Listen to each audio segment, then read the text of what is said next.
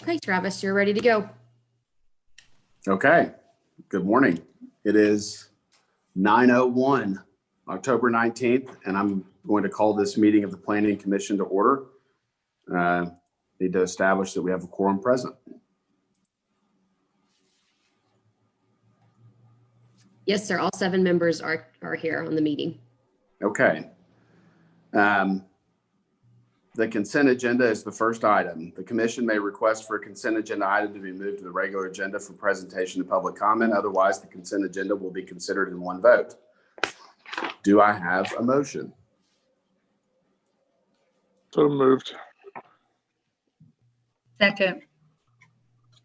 Okay, we have a motion and a second to approve the consent agenda. All in favor, say aye by show of hands. And opposed?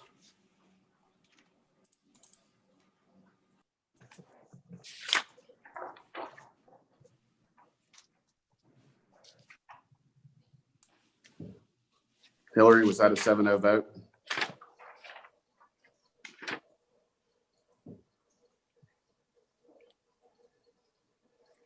She looks frozen. She does.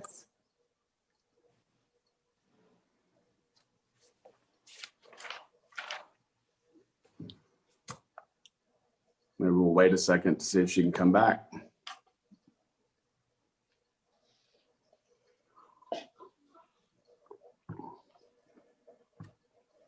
She has left. It did look 7-0 to me. This is Shelly. If we want to go Okay. ahead, and you'll probably jump back on. She's calling me on my cell phone. Yes, ma'am. Okay.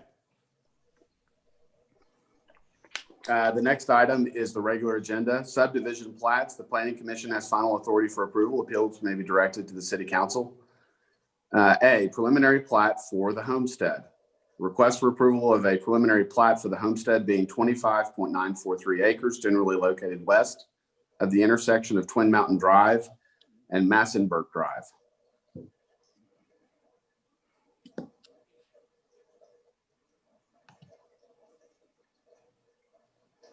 Hey, I do apologize. That is Hillary's case. So I am pulling that PowerPoint right now. All right. And just bear with me one moment, please.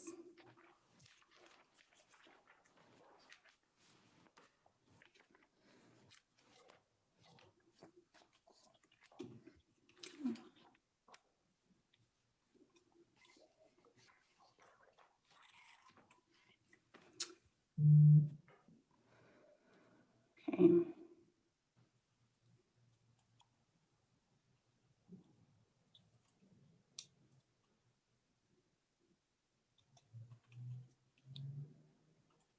I do apologize for this. Her internet decided to take a vacation. Oh, no.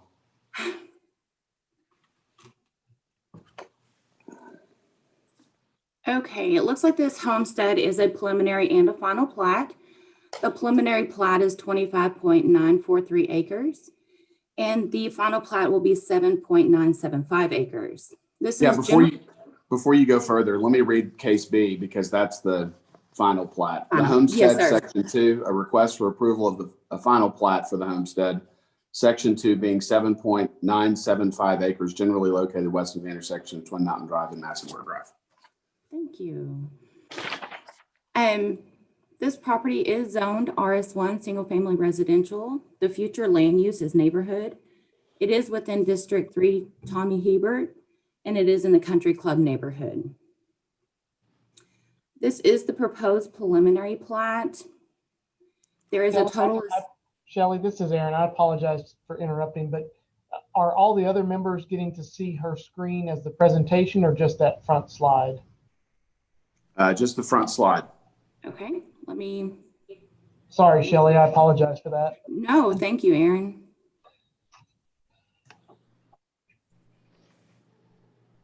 There it goes. Okay, can you see the preliminary plat now? Yes. Okay, thank you. There is 63 lots. All the streets and utilities are to be installed as part of each final plat on this property. And this is the current proposed final plat. There is currently 19 lots, and all the streets are proposed to meet the city standards. City staff, we do believe that it does conform with the comprehensive plan. The RS1 zoning is consistent with the residential future land use. And this would be a continuation of the existing development in this area. The conformity with the purpose statement, this plat will provide the orderly, safe, and efficient development of the city, and the streets will ensure safe, convenient, and functional system of circulation within this area. City staff, we are recommending approval of the preliminary plat, and we are recommending approval of the final plat, which is section 2, and it is subject to 10 conditions of approval. We are wanting a tax cert, also submit plans for the construction of sidewalks on Twin Mountain Drive. They also need to correct the signature blocks. They need to submit plans for approval and install sewer mains and service connections or submit a financial guarantee.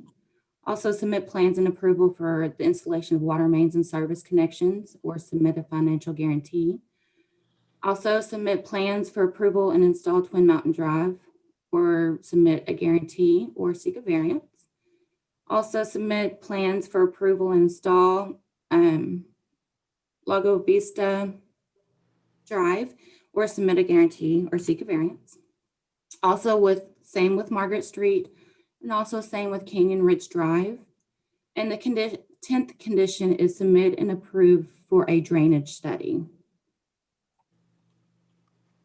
And that is the end of staff's presentation. Any questions? And I know our applicant is on here today.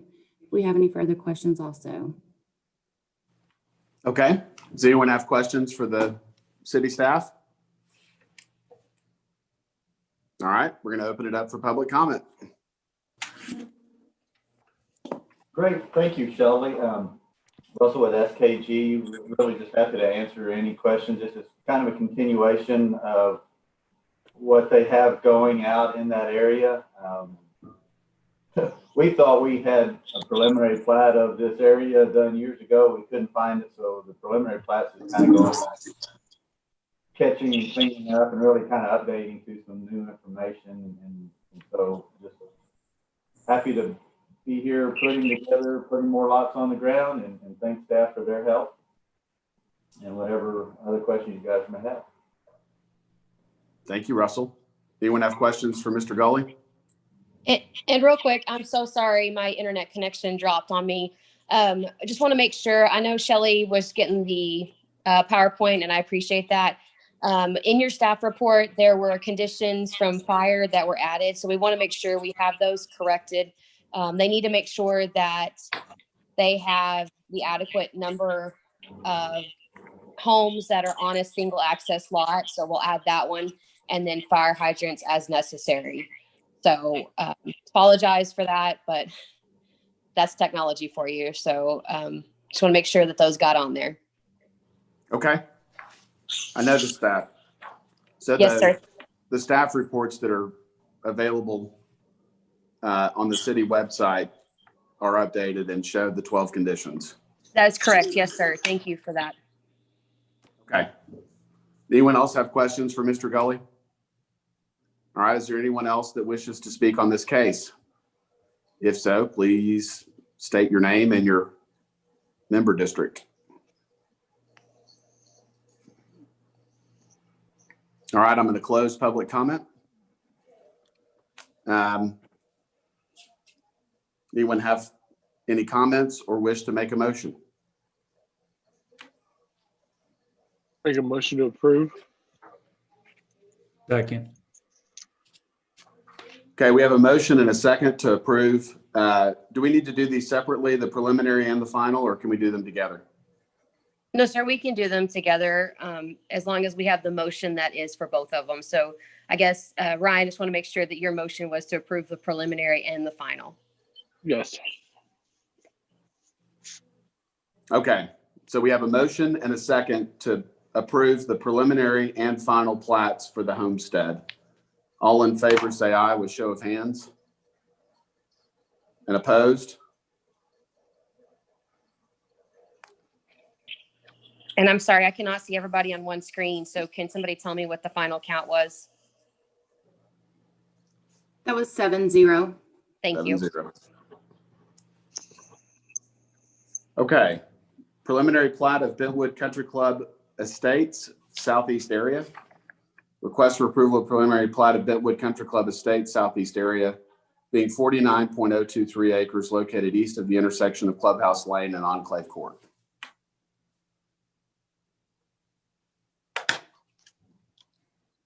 One moment, Brittany, there you are. Thank you.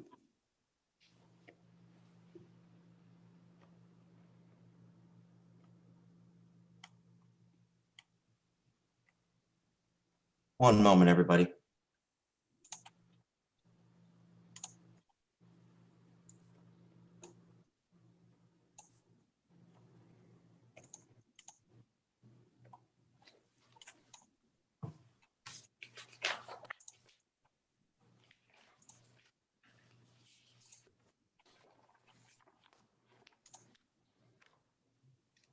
Can everybody see that PowerPoint presentation? Yes. Okay, perfect. All right. So Jeff Fisher, Principal Planner, this is our next case today. It's a preliminary plat of Bentwood Country Club Estates, Southeast area. It's an area of annexation that's going through. For a portion of it, you can see in the red. It's for that portion would be 62 lots over 18 acres. And there's also a zone change that would go to from ATJ right now, so no zoning to RS1. The total preliminary plat area, which you can see in the blue, is for 150 new lots. One of those might be a future amenity area. The developer's not sure. All of the other 114 lots at least will be single family residential homes. And they range from the area west of Linville Lane to about 7,200 square feet to 20,000 square feet for some of the larger lots as you go to the east. And yeah, so here we go. Conformity with the comprehensive plan, the new lots west of Linville Lane. Jeff. On Street A. Yes. Jeff, we're not seeing your PowerPoint go forward. We're seeing just the first page. Okay. Okay. Just give me a second here.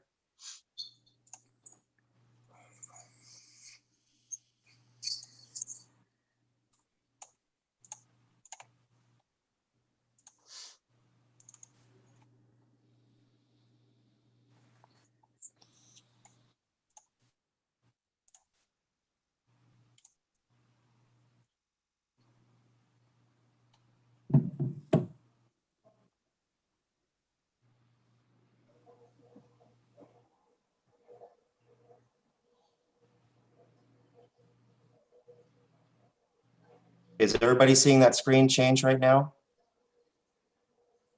No. Okay.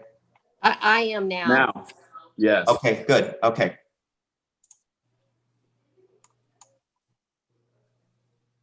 And you're still seeing it change? Mine went back to being solid again. So wait, just give it a minute. What I'm seeing right now is the program, not the power, not like it's in presentation mode. Okay. Let me try one more thing. I think we can fix this.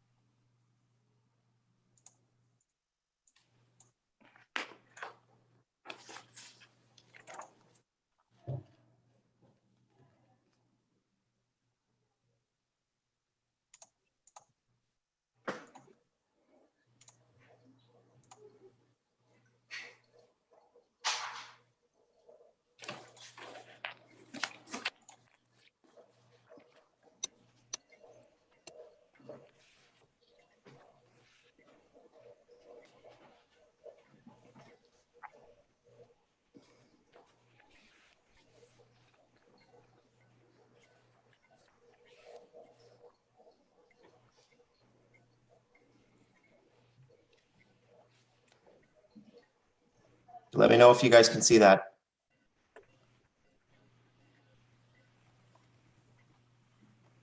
Okay, we can see it like it's in the PowerPoint system. It's just see if it'll advance. Okay, is that advancing now? No.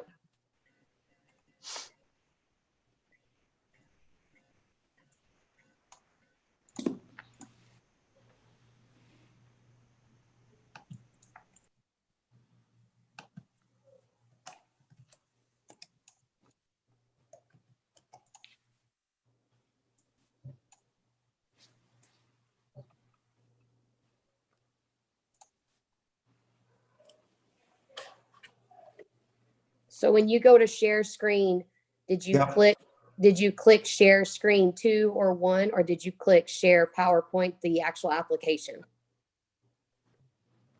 You need to click share screen 1 or screen 2. Okay, I'm gonna try 1 and see what happens here. Okay, now see if you can Yes. advance it.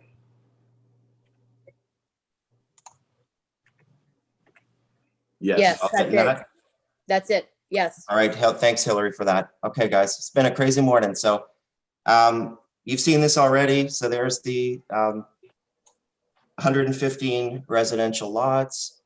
So we believe that the preliminary plat conforms with the comprehensive plan. Those lot sizes in Bentwood, a lot of the previous plats are larger, and I mentioned the ones west of Linville Lane, part of the annexation, are going to be a little smaller, average about 7,200. So that supports the policies of promoting neighborhood diversity and security by encouraging a mix of age, income, and housing choices. Clubhouse Lane will be the future collector street, consistent with the master thoroughfare plan. It's already a collector, it would just be extended. And it's close to the existing country club to provide recreational amenities. The streets will have the minimum right-of-way width, so they're all going to be local roads, as mentioned, except for Clubhouse, which is a collector. The street pattern will ensure proper land development in the ETJ, and all lots will conform to the RS1 zoning standards, ensuring orderly development.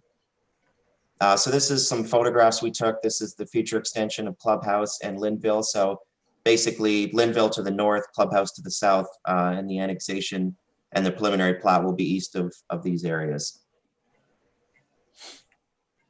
Staff recommends approval of a preliminary plat, Bentwood Country Club Estates Southwest area, subject to one condition of approval. Provide a preliminary plat drainage study. In your staff report, it said prior to approval. I just want to clarify that. If you approve the preliminary plat, there is no recordation process. It's not a final plat where they actually develop. It's more of a blueprint. So we, engineering and planning, just tweaked that wording a little bit to say prior to obtaining signatures. So you'll approve the preliminary plat today. That'll give the applicant some time to finish that drainage study. And then prior to submitting the final blueprint for signatures, they'll have to get that done. A couple notes here. Future final plat may require analysis of the affected lift stations. Engineering's here for further comment. I understand that's been resolved, so we can take that note off the final approval letter. But 2 to 5 still apply. So any future final plat may require sidewalks. We can take a look at that later. Annexation shall require water and sewer main connections. Most of these lots are under half an acre, so they're going to have to connect to city services, and that should be something that's workable.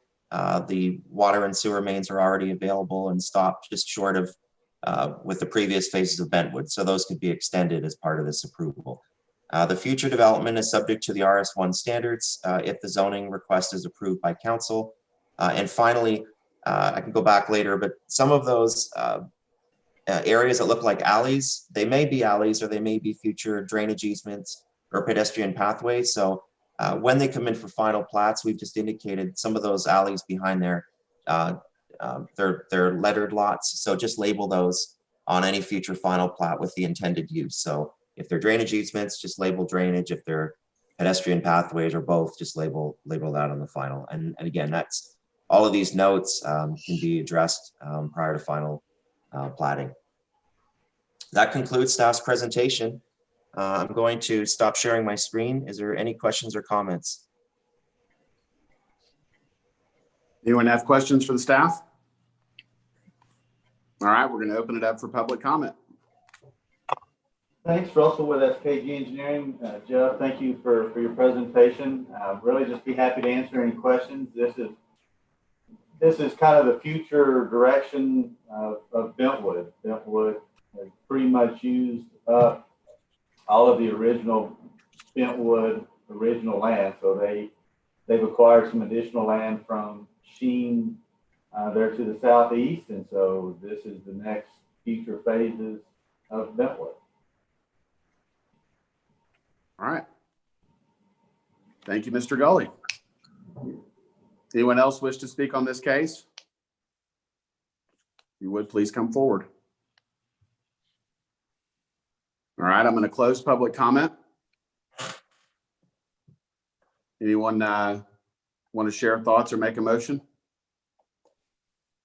Make a motion to approve as presented. I'll second that. All right, we have a motion and a second to approve as presented by the staff. All in favor, say aye with show of hands. And opposed? That was 7-0. 7-0. All right. Preliminary plat for the Meridian. Request for approval of the preliminary plat for the Meridian being 33.045 acres, generally located west of the intersection of Dominion Ridge and Coral Way. Thank you. Shelley Pascal, City Planner. Can you see my screen? Yes. Okay. Okay, this property is located at the intersection of Dominion Ridge and Coral Way. Currently, the zoning, it's actually outside of the city limits, so it does not have a zoning at this time. And the future land use is designated as neighborhood, and it will be future district number 6, Billy DeWitt, and it'll be a future bottom neighborhood. And there we go. This proposed preliminary plat, it does have 95 residential lots. It is 33.045 acres. And we do believe that it conforms with comprehensive plan because it is designated as neighborhood. And the plat will provide orderly and safe, efficient development for the city, as well as the streets proposed within this preliminary plat. City staff, we are recommending approval of this preliminary plat subject to one condition, that they submit a drainage study. However, there's a few notes on this preliminary plat. Keep in mind that this preliminary plat is associated with a current annexation for this portion of this preliminary plat and a rezoning of RS1 of a portion of this preliminary plat. And prior to final platting, utilities extensions will be required.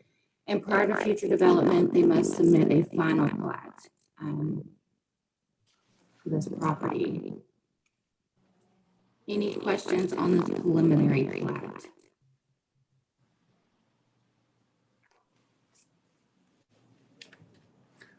It looks like there's a condition that it says the final plat, prior to any final plat approvals, the subject land will be annexed into the city limits.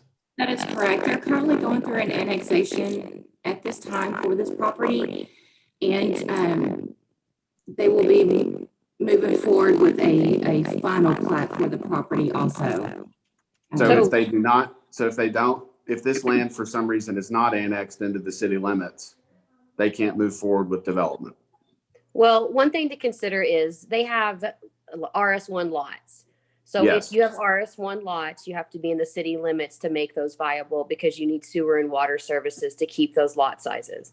So if they don't annex, they would have to move to half-acre lots to be able to be on septic, and they would have to find some other water source. So for this preliminary plat to work like it's proposed, it would have to be annexed into the city. Okay, thank you. Anyone else have questions for the staff? All right, we're going to open it up for public comment. If you're speaking on this case, please state your name. Good morning, Russell with SKG. Travis, and that's always the trick with these plats and developments and timing and everything of Yeah. annexation preliminary plat, final plat, zone change. You know, staff is certainly worked with us and helped streamline this, where we can get annexation and zone change kind of running parallel. We wanted to get the preliminary plat in, get started on that, and then we'll also probably here soon be bringing in a final plat for the first section of this area. So, Okay. this process, staff's great to work with on this, and really be happy to answer questions. Thank you, Russell. Anyone have questions for Mr. Gully? All right. Anyone else wish to speak on this case? All right, I'm going to close public comment. Anyone wish to make a motion? Make a motion to approve as presented. Second. That. Okay, we have a motion and a second to approve as presented by the staff. All in favor, say aye with show of hands. Opposed? That's a 7-0. Shelley, your connection's not very good. Sounds like you have a demon in the background. Yeah, if you have any kind of phone or anything besides you, it may be interfering with the sound. So I don't know if you have speakers on or something. Just make sure it's like it normally would be. Okay, is that better? Because I'm fixing to present again. No.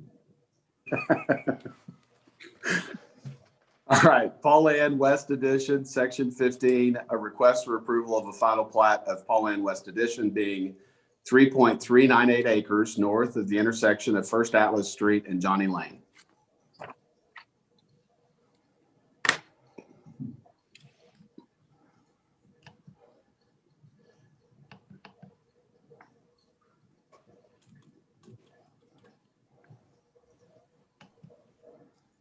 Is it better?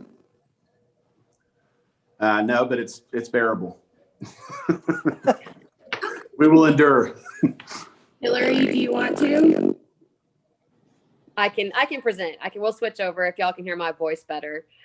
So this is a final plat in the Paulann West section. We are looking at just north of First Atlas and Johnny Lane. So Holloman School is kind of to your bottom left there, if that kind of gives you a sense of where we're located. The current zoning is RS1 with a future land use of neighborhood. This is in single member district number 4, Lucy Gonzalez, in the Paulann neighborhood. So Planning Commission approved the preliminary plat in March of 2005. You can see it covers a very large area of this section, and the proposed final plat generally conforms with this approved preliminary plat. So this proposed final plat is 17 residential lots. It's about 3 acres, a little over 3.398. And you can see it's an extension of Johnny Lane. So we are recommending approval. This area is designated as neighborhood. Obviously, this plat conforms with that with the single family homes. It also conforms with the intent of purpose statements. It provides orderly and safe, efficient development, and it provides the streets that ensure safe and convenient and functional movement of people and cars. As you could see in the previous slide, I also want to point out this will have a temporary turnaround. So they will put that in at the very end because they're not doing any more than what they're shown here. So staff is recommending approval of the final plat of Paulann West, Section 15, subject to the following 6 conditions of approval. Number 1 is tax cert, 2 is drainage study, 3 is the improvements to Johnny Lane, 4 is the sewer main and required service connections, 5 is the water main and connections, and 6 is the fire hydrants as necessary. Does anyone have any questions on this plat?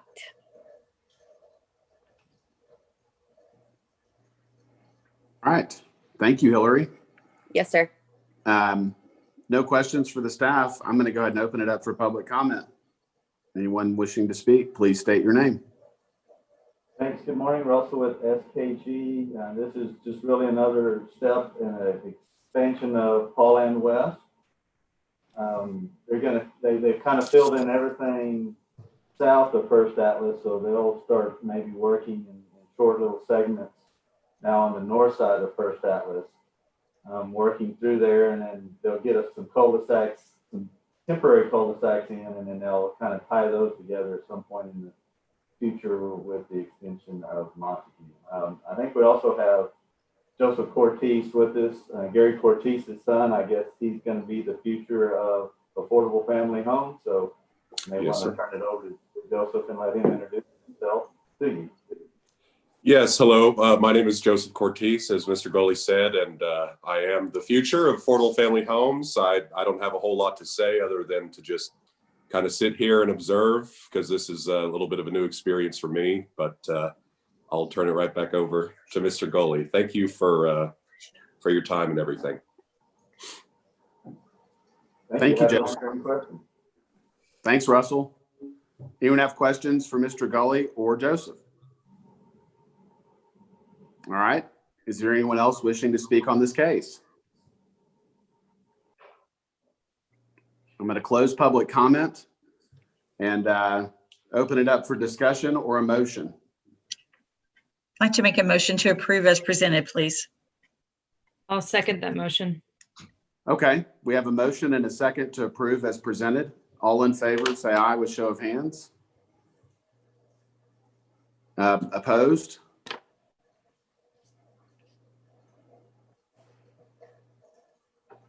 Shelley, can you tell us what that count was?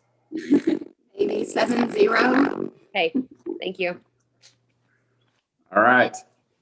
First replat of lots 4A and 5A, Industrial Developers Edition, Track 5. Request for approval of the first replat. Lots 4A and 5A, Industrial Developers Edition, Track 5, being 3.329 acres located at the intersection of Executive Drive, Sunset Drive, and Hamilton Way, and a variance from Chapter 93A1 of the Land Development Subdivision Ordinance to provide 2 lots that do not have direct and abutting access to a dedicated and improved public street. Good morning, Planning Commissioners. Sherry Bailey, Principal Planner, and I'll take just a moment to share my screen. And keeping with the way things are going this morning, please let me know if it doesn't move forward. There. Looks good. We'll hope that it stays that way. This is, as you indicated, the first replat of lots 4A and 4B industrial developers.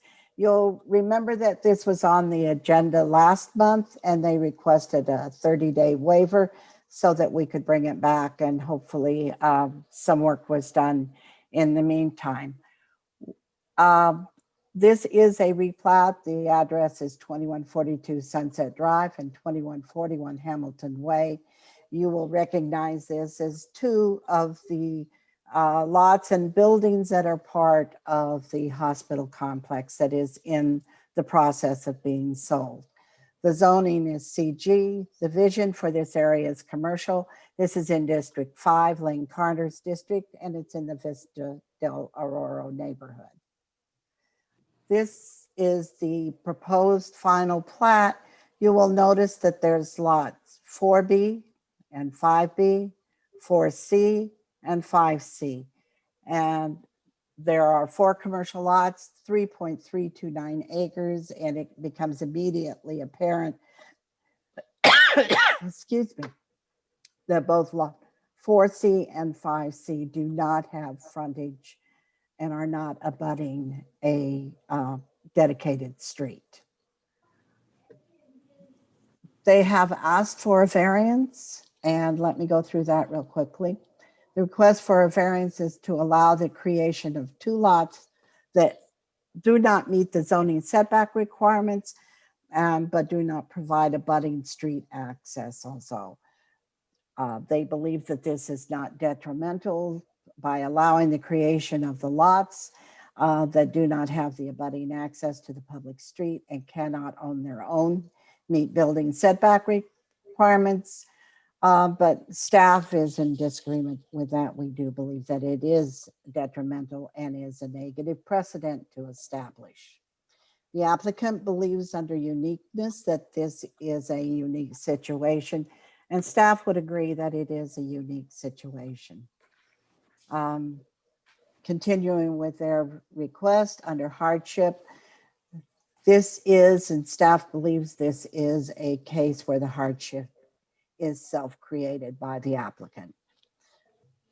Under the variation, granting this variance by creating one legal lot under the buildings and another legal lot for the parking lot, and the remaining areas undetermined, undermines the basic principles of everything that we've tried to establish in our subdivision ordinance about requiring abutting lots to be abutting to a dedicated street. Staff is recommending denial of the replat of Industrial Developers Edition Tract 5 and denial of the variance request. Staff believes that none of the variance criteria has been met, that all four of the criteria that are necessary to approve a variance must be met, and granting this variance undermines that basic requirement for the development of lots throughout the city, as we discussed before. Without approval of the variance, the plat cannot be approved as submitted, and therefore staff recommends denial of the entire plat. Are there any questions? What is the So staff? I'm I have sorry. a question. I'm a little confused on, if you'll go back to that plat, please. Okay. I'm going the wrong way, just a minute. Okay, thank you. Nope. I'm going to stop sharing for just a minute and see if I can't bring up the. So they are basically trying to create islands that encompass the buildings, if that kind of helps you visualize it. So Yeah, the parking lot and all of the landscaping around the buildings will be a separate lot. The buildings themselves will be on their own lot that does not upfront a street. Okay, so on there, what we're discussing is the first replat of lots 4A and 5A. And then on the plat, it also has 4B, 5B, 4C, 5C. Right. Correct. So That's when they correct. were when they were originally platted, it was 4A and 5A. That was the lots. Now that they're replatting, they are basically removing 4A and 5A, and they're creating 4B, 4C, 5B, and 5C. Usually when we replat, we don't like to name it. We don't like to leave the old name on there. And I think Sure. that's something Russell can speak to, but it just becomes confusing if there was an old 5A and a new 5A. So what they've done is created a new 5B and C and a new 4B and C. So are they dividing the building into two No, parts? each building will be its own island. So someone How do else, we have B and C on each one? because So it they're looks different like- lots. Yeah, it looks like from what I understand, Terry, 4A was divided into 4B and 4C. Correct. 5A was divided into 5B and 5C. Correct. So there's two buildings, two sets of parking lots. They've created two lots of each building and parking lot. So now there's two buildings and two parking lots, where there was just two lots before. Were you able to pull that up, Sherry? I thought I had it, so I apologize. Okay. Maybe Sherry, can you pull the ones up that shows the buildings outlined on it? Yeah, Yeah. Mm-hmm.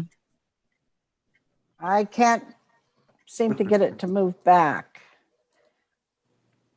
So I'm assuming that there is something. Nope. Whoa. What is happening? Well, now I'm really stuck. I don't think that's Sherry's screen. Yeah. Yeah, it's not there. Sherry, up and down should be, the arrows should be the way to go backwards and forwards. Yeah, I just don't have any arrows right now. Uh-oh. Can you see that at all? No, ma'am, we haven't seen anything. Okay.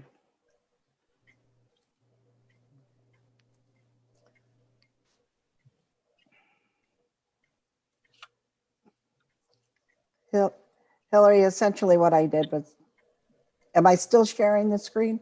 No, ma'am. Okay. Can you see that? Yeah. Yes. Yes. Okay. Okay. So go to the next slide and then put start slideshow.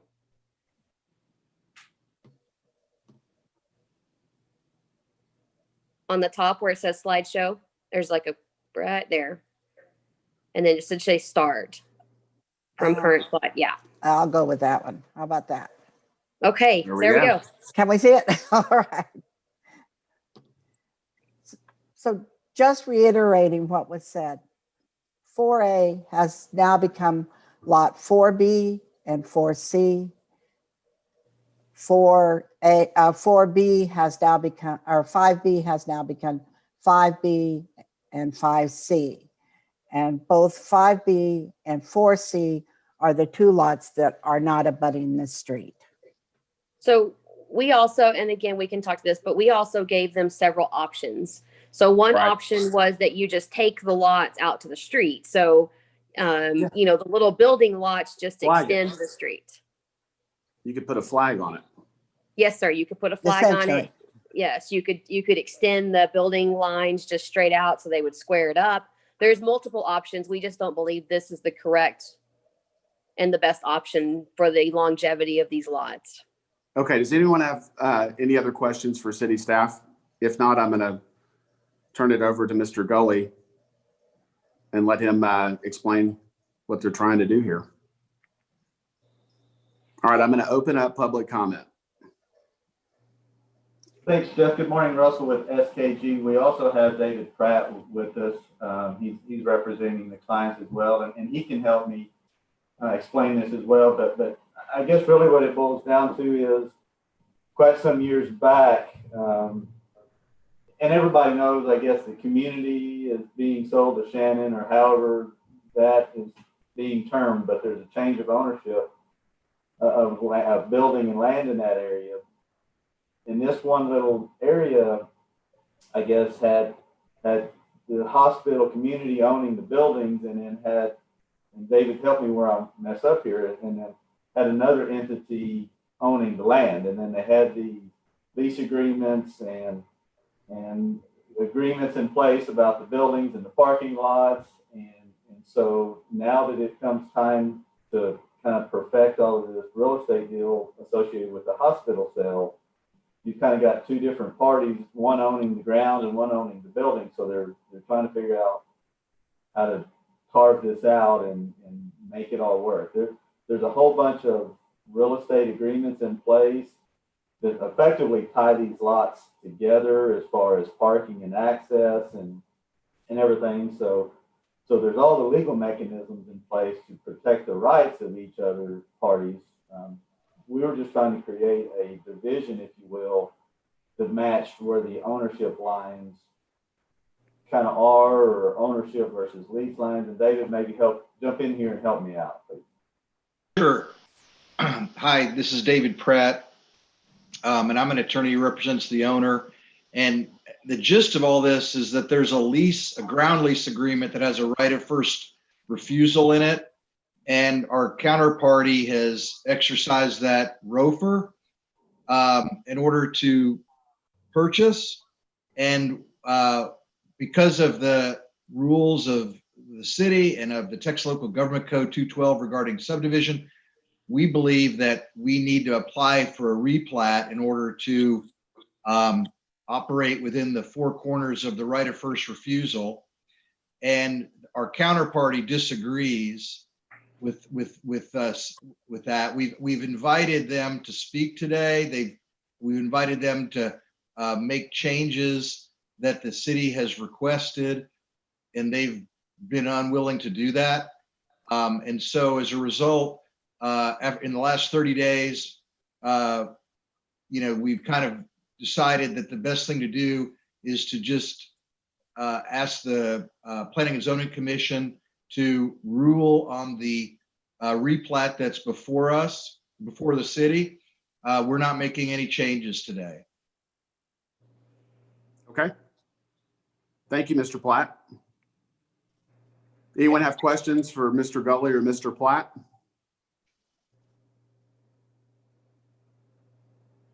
All right. Is there anyone else that wishes to speak on this case? If so, please come forward, state your name. All right, I'm going to close public comment. I guess if there's a discussion or a motion, my personal belief is that, I understand the concern the city staff has and the precedent that this sets. And I do think that there are other ways to achieve the goal of getting the ownership in the right hands with this this transfer of ownership or sale. And I don't think that this is an appropriate method for doing that with these buildings personally. I'd like to see it conform with our city guidelines and standards for lot development and subdivision. Anyone else have thoughts that they'd like to share, or would someone like to make a motion? Well, one other thing I'd like to bring up, just so that everybody knows this, if they were to run those lots straight out to Executive Drive, then not only would they meet the subdivision ordinance, but then they would meet the zoning ordinance as well with the 25-foot front yard setback. So that also becomes an issue if we plat these lots. The buildings basically become non-conforming if there's anything other than a connection to Executive Drive. Right. Sounds like an administrative mess and a precedent that I don't think we want to set within our community for platting purposes. But again, that's just my personal opinion. Anyone else have thoughts they'd like to share?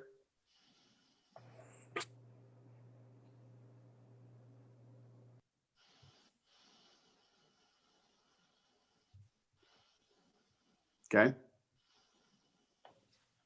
Anyone wish to make a motion?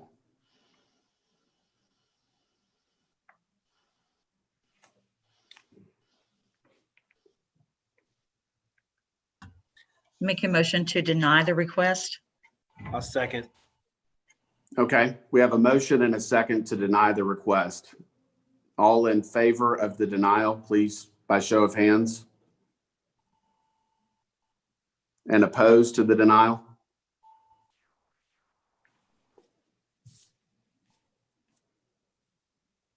Sherry Bailey, can you tell us what that count was? Are you able to see that on your screen? I did 7-0. Okay. 7-0. All right.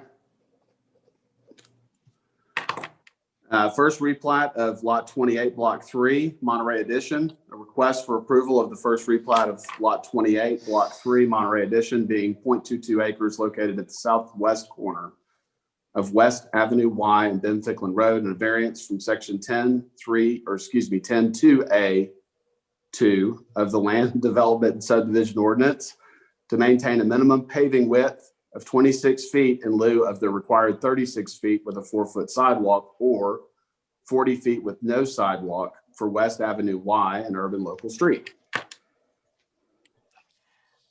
I figure I'll start off first by asking, can you see the slide? Yes. Okay, and we're hoping it's going to move forward.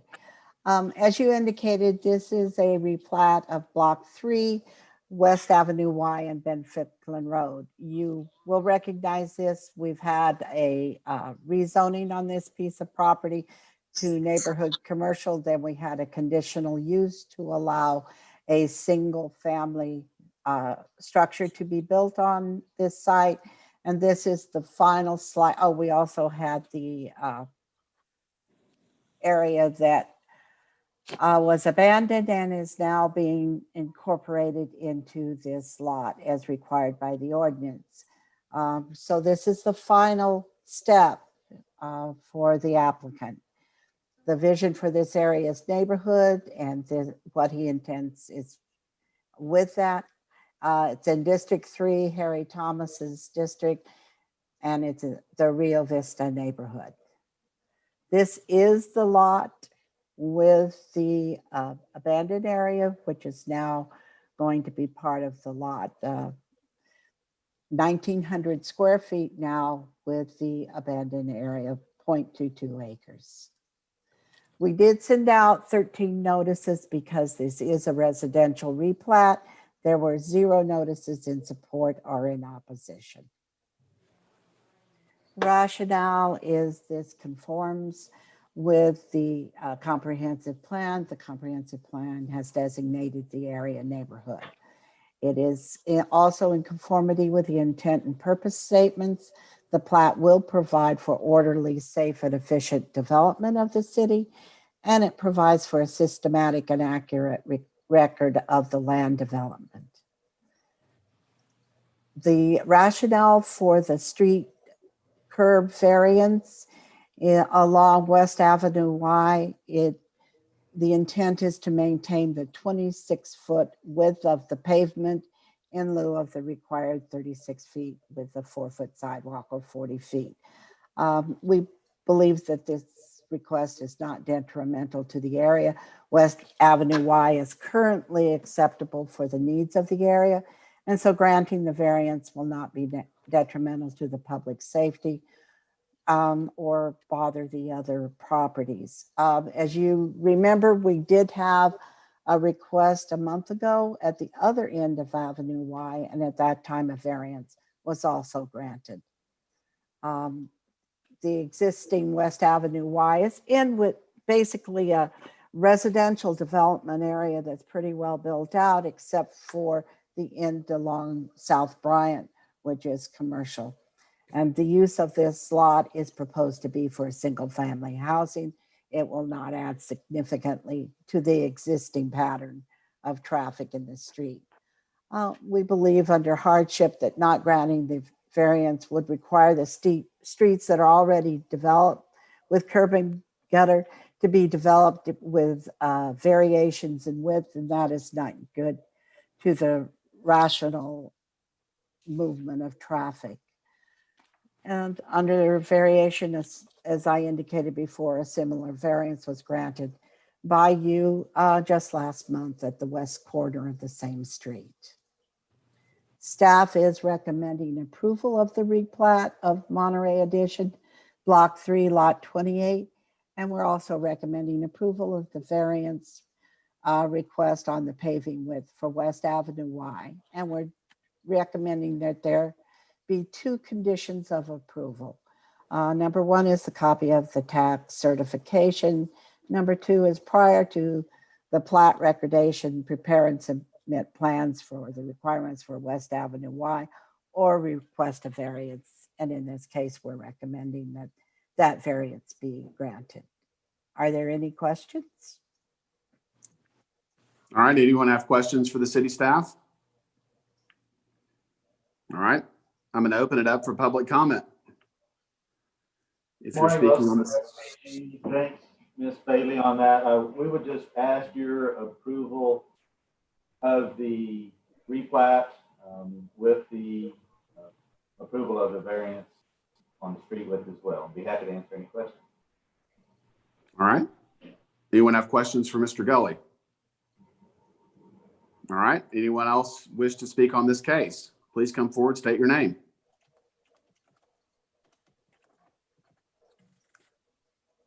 All right, I'm going to close public comment. I'm going to make a couple of notes here. One, it looks like we've received a couple of letters that may be from the same individual in opposition to this case that were sent out this morning. I don't know if everyone's seen them or not, but I'm unclear on their reason. That's a different case, Travis. Oh, is it? Yes. Okay. Then I stand corrected. All right. The other comment I was going to make is that the request for the variance on the west side of this block, in my opinion, is a little bit different scenario than this lot because of the abutting access to Bryant Boulevard that existed on the other lots. Personally, I think granting the variance on this lot makes sense. Is the proposed use single family or commercial? Are they rezoning this lot? No, it has already been rezoned, but the proposed use is a single family residence. Okay, and that's that's a use that's allowed under the neighborhood commercial zoning. Right, they've received a conditional use for that. Okay, perfect. All right, anyone else have questions or comments or wish to make a motion?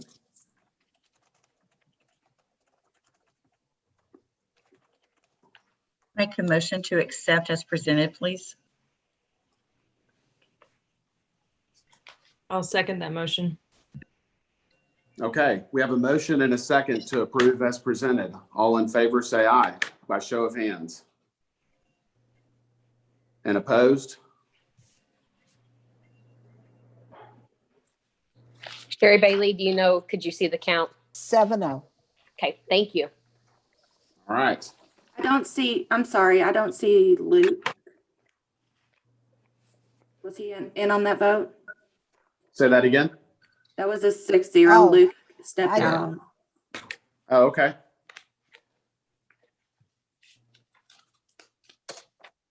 I apologize. I thought I saw Luke raise his hand. Rezonings. City Council has final authority for approval of rezonings. Z 20-13, 1801 and 1819 Knickerbocker Road. Request for rezoning from the light manufacturing zoning district to the general commercial zoning district, being 2.97 acres located at 1801 and 1819 Knickerbocker Road. All right, good morning, Planning Commissioners. Hillary Bucher, Planning Manager again. This is a rezoning from, I don't know where the shared screen was. Shelley's going to share her screen again, but let me go ahead. This is a rezoning again from the light manufacturing to the general commercial. It's a little under 3 acres at 2.97. We are looking, if you kind of remember, there was a rezoning case directly south of this, maybe even last month. And this is right north of there. So currently the buildings are the Coronas building, the formal wear, and then Bonsai Gardens. So those are the two. There's also 2 vacant lots directly behind them. So both of these uses fit really well into general commercial. As you know, Knickerbocker is a very heavily commercial area.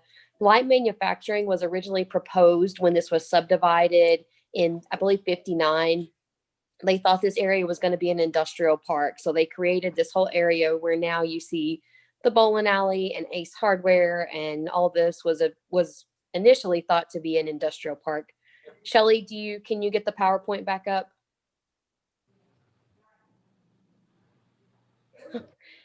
If she's lost internet connection now, that would just be. One minute. Okay. Hillary, I can try to get it for you if you guys are stuck. Okay, I think Shelley's there. We'll see if she can get it back up. I am. It's pulling up again. Okay, thank you.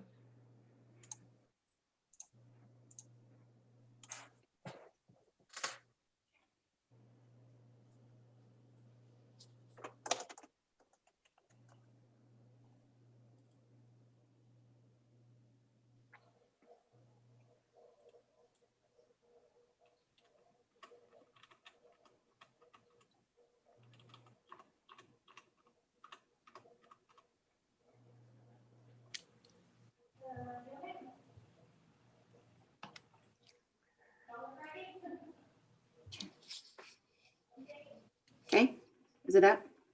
I'm just seeing your, like, almost like you're in PowerPoint. It doesn't look like it's a slideshow. So make sure you're sharing your screen and not a specific program. Make sure when you click share, you share your screen.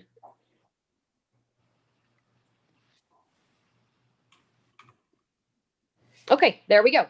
So again, SMD number 5, Lane Carter in the ASU College Hills neighborhood. You can see there's multifamily kind of north of there. Across on the northwest side is San Angelo Stadium.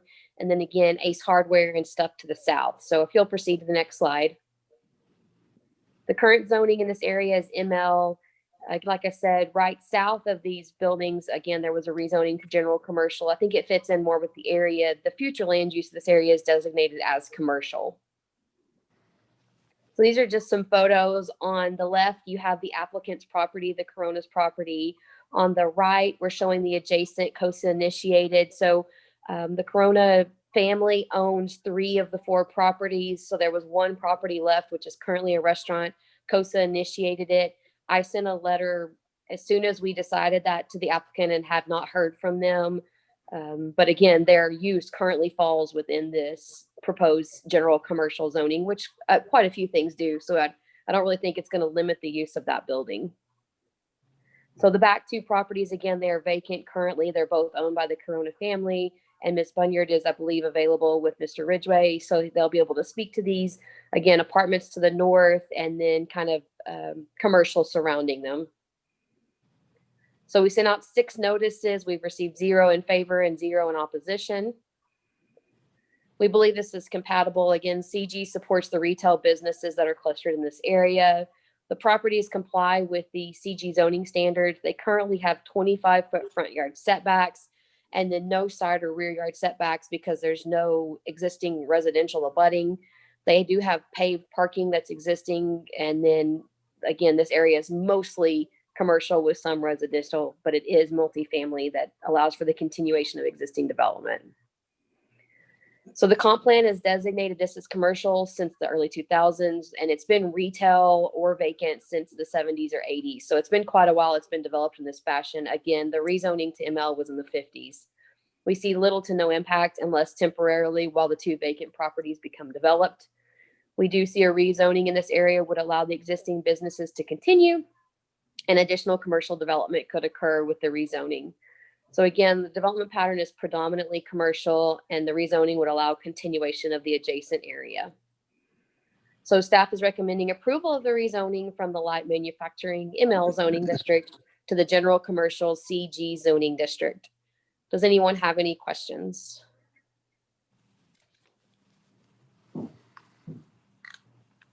right, no questions for the staff. I'm going to open it up for public comment. If you would, please state your name before speaking.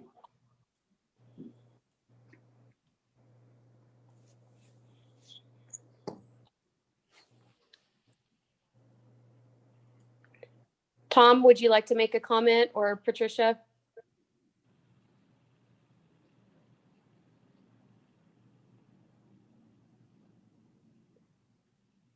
It's not showing that they have a microphone, so I'm not sure. Okay.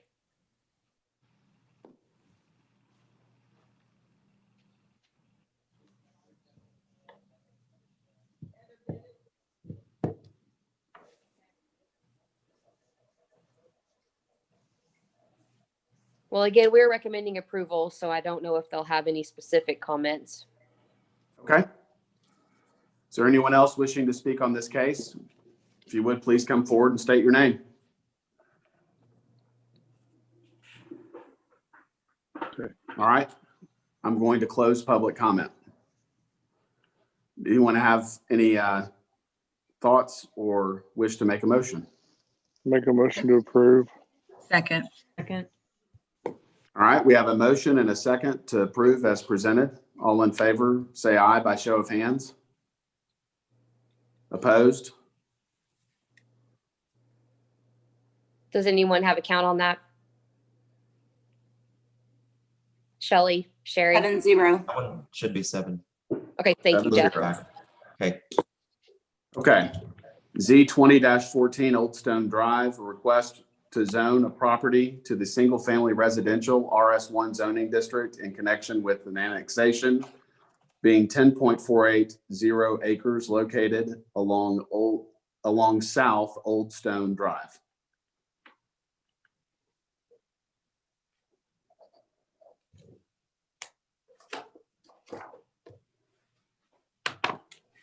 There we go. And I'm hoping you can see this. Yes, ma'am. Okay. This will look very familiar to you. Also, this is a rezoning of the second piece of the Old Stone Ranch annexation. The first piece was annexed about a year ago. It was subdivided into half-acre lots, and then it was rezoned to RS1. They are following the same process for Section 2 in that they are proposing to rezone it to RS1, which is consistent, as I said, with that in the north. It's already in the process of annexation. It is 10.480 acres. They are proposing 17 single-family lots that will ultimately have the half-acre lot size also. The vision for the area is neighborhood. This is in District 1, Tommy Hebert's district when it is annexed, and the neighborhood is Country Club.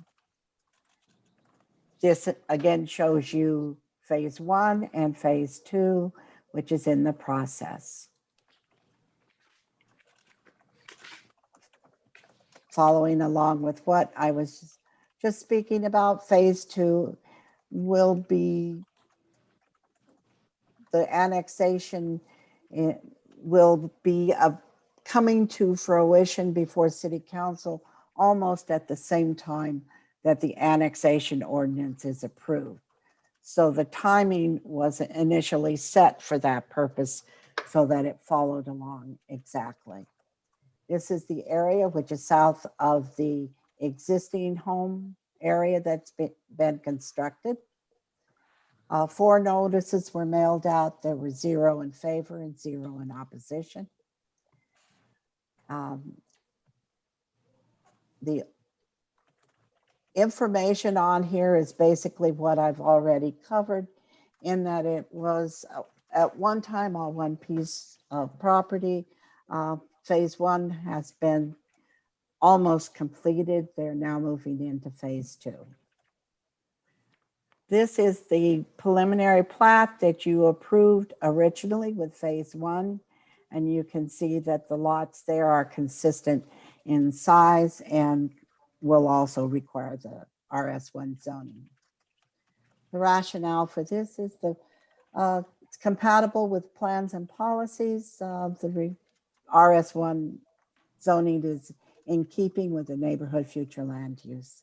It's consistent with the zoning ordinance, even though the lot size is half acre. The single family zoning is the only zoning that can accommodate that. R&E would require 1 acre zones or 1 acre lots. It is compatible with the surrounding area in that that's how the area along 306, you normally have commercial right at 306, and then we have residential that follows along after that. The intended use for the development, again, is going to be dependent upon the sewer capacity. They will be using septic systems until such time as their septic system fails, and then they will hook on to the city sewer. That is the same process that we established with phase 1. It's not affected that the natural area will be have any adverse impact other than what's already occurred. And under community need, single family housing remains the major need in the San Angelo area as far as development is concerned. And under development patterns, the existing pattern shows a transition around this from commercial into residential, and it's in keeping with everything that the Planning Commission has established in the past. Staff is recommending approval of the rezoning to RS1 associated with this annexation. Are there any questions?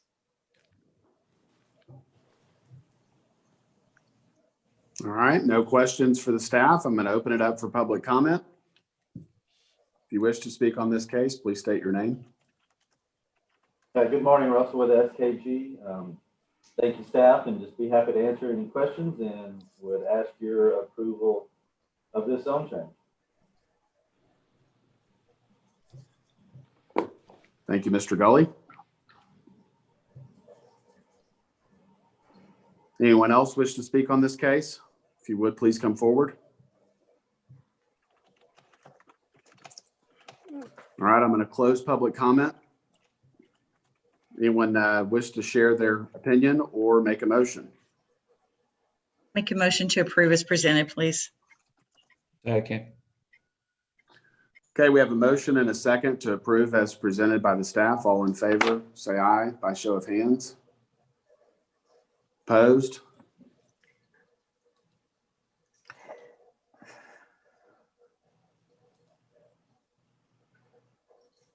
Sherry Bailey, Someone- could you see? Yeah, Sherry Bailey, could you see the count on that? I had two people that I could not see, that they're blacked out. Okay, that's fine. What was the count other than that? Should be 5-0. Okay, thank you. I just did not see Brittany or Ryan's. Okay, Sorry, Yeah. my hand didn't make it that high. Was that, are you in favor, Brittany and Ryan? Yes, I am. I am as well. All right, thank you. 7-0. All right. Z 20-15, Clubhouse Lane. A request to zone a property to the single-family residential zoning district in connection with an annexation being 18.753 acres located east of the intersection of Clubhouse Lane and Enclave Court. Okay, this should be easily visible now. Does everybody see the changing screens? Yes. Okay, perfect. Yeah, I have 3 monitors here, so sometimes when you reconnect everything. I'm going to be brief on this. This is another zoning associated with an annexation. You saw part of this already this morning when I presented the preliminary plat for this area for Bentwood. So this is just the portion of the preliminary plat that's being annexed into the city. So it's 18.753 acres in the red here, and the preliminary plat, of course, continues further east. It's in future district number 1. It'll be Tommy Hebert's district, also in the Country Club neighborhood after annexation. So this is RS1. It'll allow 62 lots, single family homes in this area, ranging in lot sizes. So the future land use is neighborhood center. So that's going to support RS1 zoning. And again, I won't go over these photos. You've already seen them. This is generally the area we're talking about. So there were 3 previous phases in Bentwood Country Club Estates. And so this is a kind of a long vertical, if you will, subdivision plat area boundary. So that will basically be an extension of the previous phases of Bentwood. And again, similar to Sherry's case, some of these lots, or most of them, will be under half an acre and will need water and city sewer, and they should be able to do that. 29 notices were mailed out. We didn't receive any responses in favor or opposed. So again, the lots will be compatible with the plans and policies in the comprehensive plan, the future land uses neighborhood. All of the lots will be consistent with the zoning ordinance. The RS1 zoning allows a minimum of 5,000 square feet. The smallest lot I calculated was 7,200. And then the average lot size as you go east of Street A will be 20,000 square feet. Some of them might even be a little bigger, I think close to half an acre. So again, that'll allow some diversity and differentiation in housing and get some more single family homes in the area. This is again a logical extension of the adjacent subdivision plat. The properties are currently remain vacant, so the annexation will trigger the RS1 zoning. And again, similar to Sherry's case, we're taking the zoning and the annexation concurrently. So that will be presented in November to City Council. No anticipated environmental effects at this time. As mentioned, that condition in the preliminary plat for a drainage study. So the drainage study will take a look at stormwater, grading, drainage, and runoff issues. It's immediately east of existing single-family homes, so it's just a continuation. We believe there's a continuous community need for housing in that area. And finally, the development patterns, we had talked about Clubhouse Lane being a collector. That'll be extended, consistent with the future land use plan. Eventually, as further phases, I guess as development goes east, that will eventually connect to Buckskin Road or whatever that is, and will turn into Foster Road. So some point in the future, not part of this phase, but if they keep developing east and they expand Clubhouse Lane, eventually it's going to connect. There's going to be another transportation route option available. So we just believe it conforms with the future land use plan and the thoroughfare plan. Staff recommends approval of a request to zone a property to single family RS1 zoning district in connection with an annexation being 18.753 acres located east of the intersection of Clubhouse Lane and Enclave Court. This concludes staff's presentation. I'm going to stop sharing my screen and any questions or comments. Anyone have any questions for the staff? All right, I'm going to open it up for public comment. Russell with SKG, I would just ask that you approve this zone change request and be happy to answer any questions. Thanks, Jeff, for your presentation. Thank you, Russell.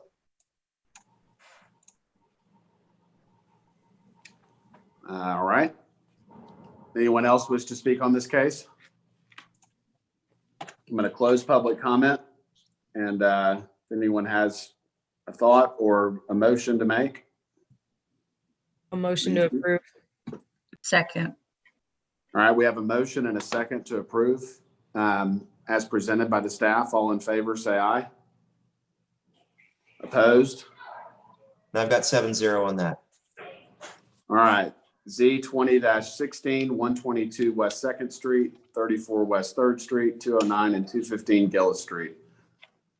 Request for rezoning from low-rise multifamily residence, neighborhood, commercial, and light manufacturing zoning districts to the Central Business District zoning district, being 6.487 acres located at 122 West 2nd Street, 209, 215 Gillis Street, 34 West 3rd Street, 218 Far Street, and other unaddressed properties in the 100 and 200 blocks of West 2nd Street and West 3rd Street.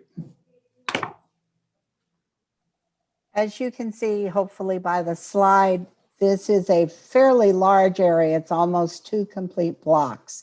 It is the property that is owned by the Salvation Army, and they are choosing at this time to divest themselves, to rezone it, and then they want to divest themselves of the property.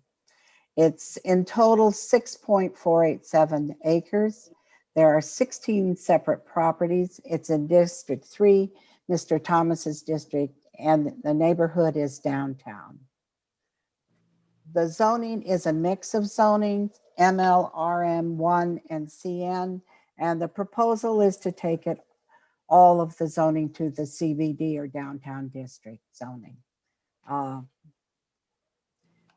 Starting with the pictures, this includes the church area, the playground area, the parking lot associated with that, and all of the land that's in back of that, that also fronts on 4th Street.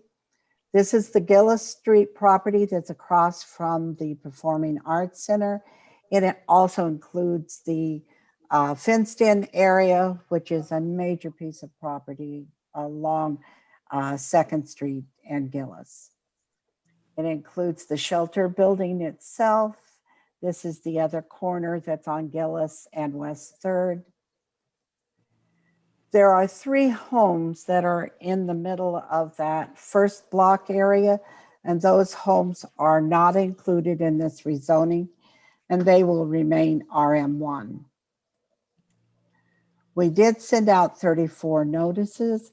We received 1 in favor, we received 0 in opposition. Rationale for this: the proposed zoning is in keeping with the city's vision and comprehensive plan for the Central Business District. And the proposed Central Business District is a logical designation for the property because it's included in the city's comprehensive plan. And yet this area is a large acreage area, and in and of itself, that's an exciting prospect within the Central Business District. It opens up a myriad of possibilities for the use of the property.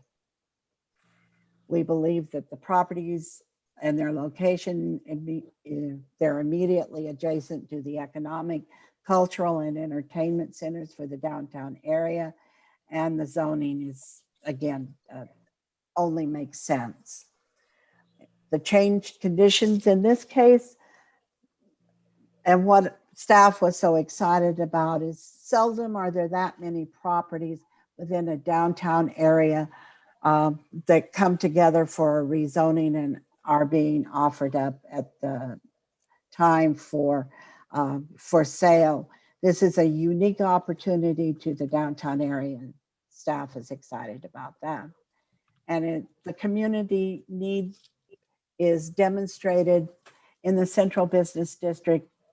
This is all part of the economic health and plan for that area, and these properties will contribute greatly to that need.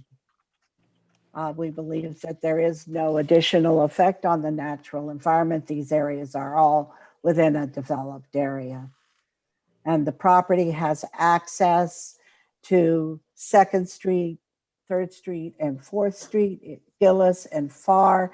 There are multiple opportunities for development and street access and movement within that area.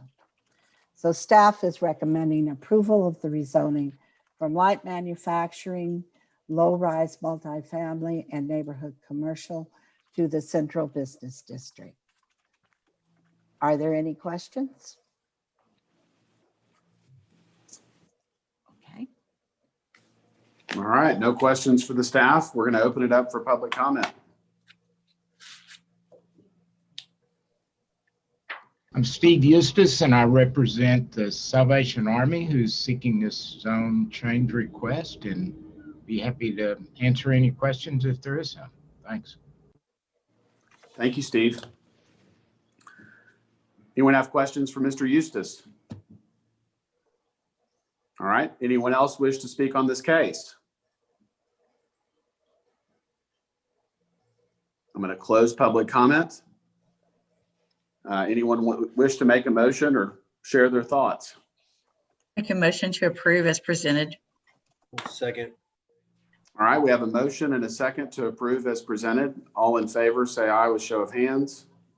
Opposed?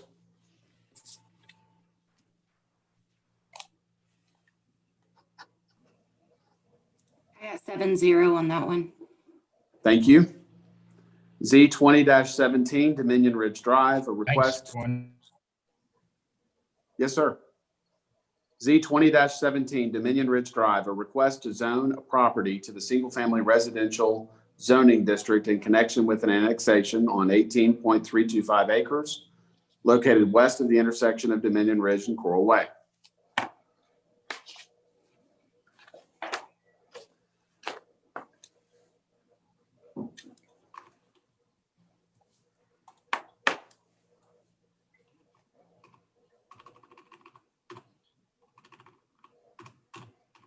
Can you see my screen? Yes. Perfect. And you sound less staticky, so please go ahead. Okay, awesome. Okay, this property is proposed to be zoned to RS1. It is approximately 18.325 acres. It is in connection with an annexation in this area. And this will be approximately 51 new single-family lots. It's within the future District Number 6 DeWitt in the future neighborhood. I just wanted to refresh your memory. We looked at this preliminary plat earlier in this meeting, and a portion of this is requesting the zone change. This purple is the preliminary plat area, and this blue is the proposed zone change and annexation area. It is currently unzoned because it is outside the city limits, but the future land use is neighborhood on this property. Here's a couple of photos of the subject property and the access easement for fire on the right. City staff, we did send out 20 notifications. We did not receive any in favor nor opposition.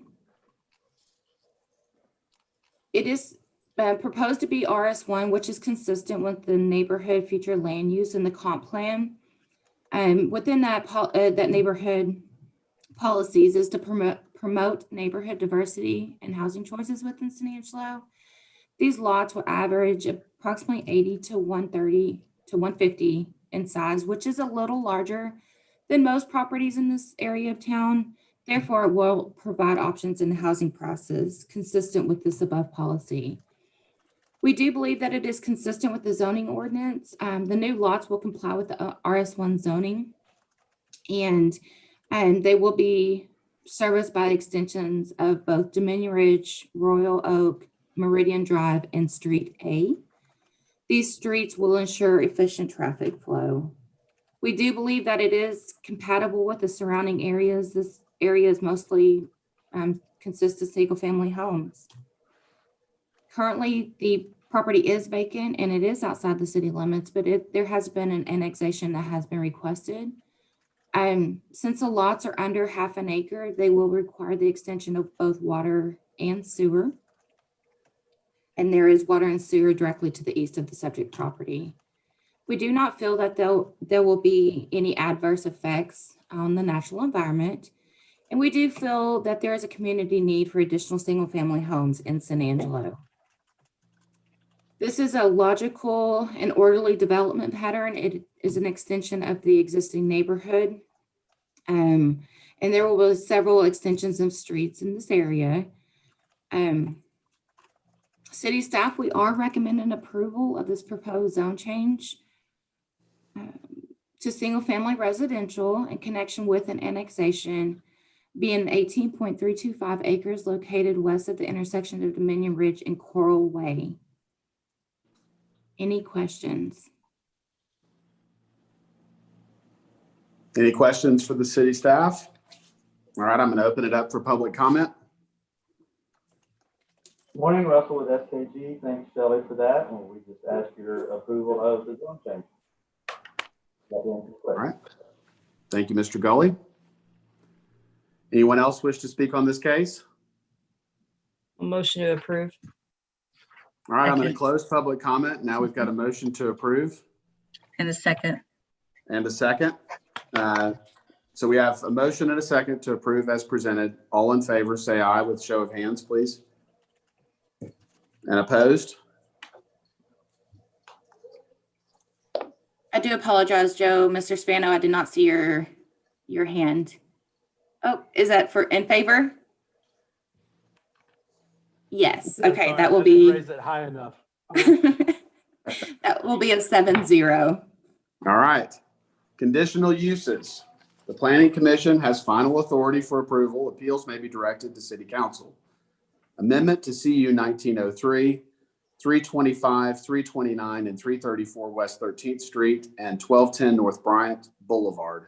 Request to approve an amendment to a conditional use to allow additional retail sales of portable and ready-built buildings with type 3 unlimited general outdoor storage as defined in section 504 of the zoning ordinance in the general commercial zoning district located at 325, 329, and 334 West 13th Street and 1210 North Bryant Boulevard. Morning again, Planning Commissioners, Jeff Fisher, Principal Planner. Our next case is an amendment to conditional use 1903. Most of you were here last year in April 2019, and you approved the original conditional use, which was for the 6 lots down here between 12th and 13th Street. The applicant has added. Jeff, we can't see your presentation. Okay, 1 second.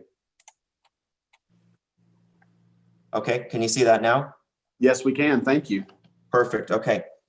So in April 2019, y'all had approved these 6 lots over here for portable storage buildings. And now they have come in and they're adding these 2 lots here. They want to add more portable storage buildings. So just to go over this again, most of you were here in April 2019.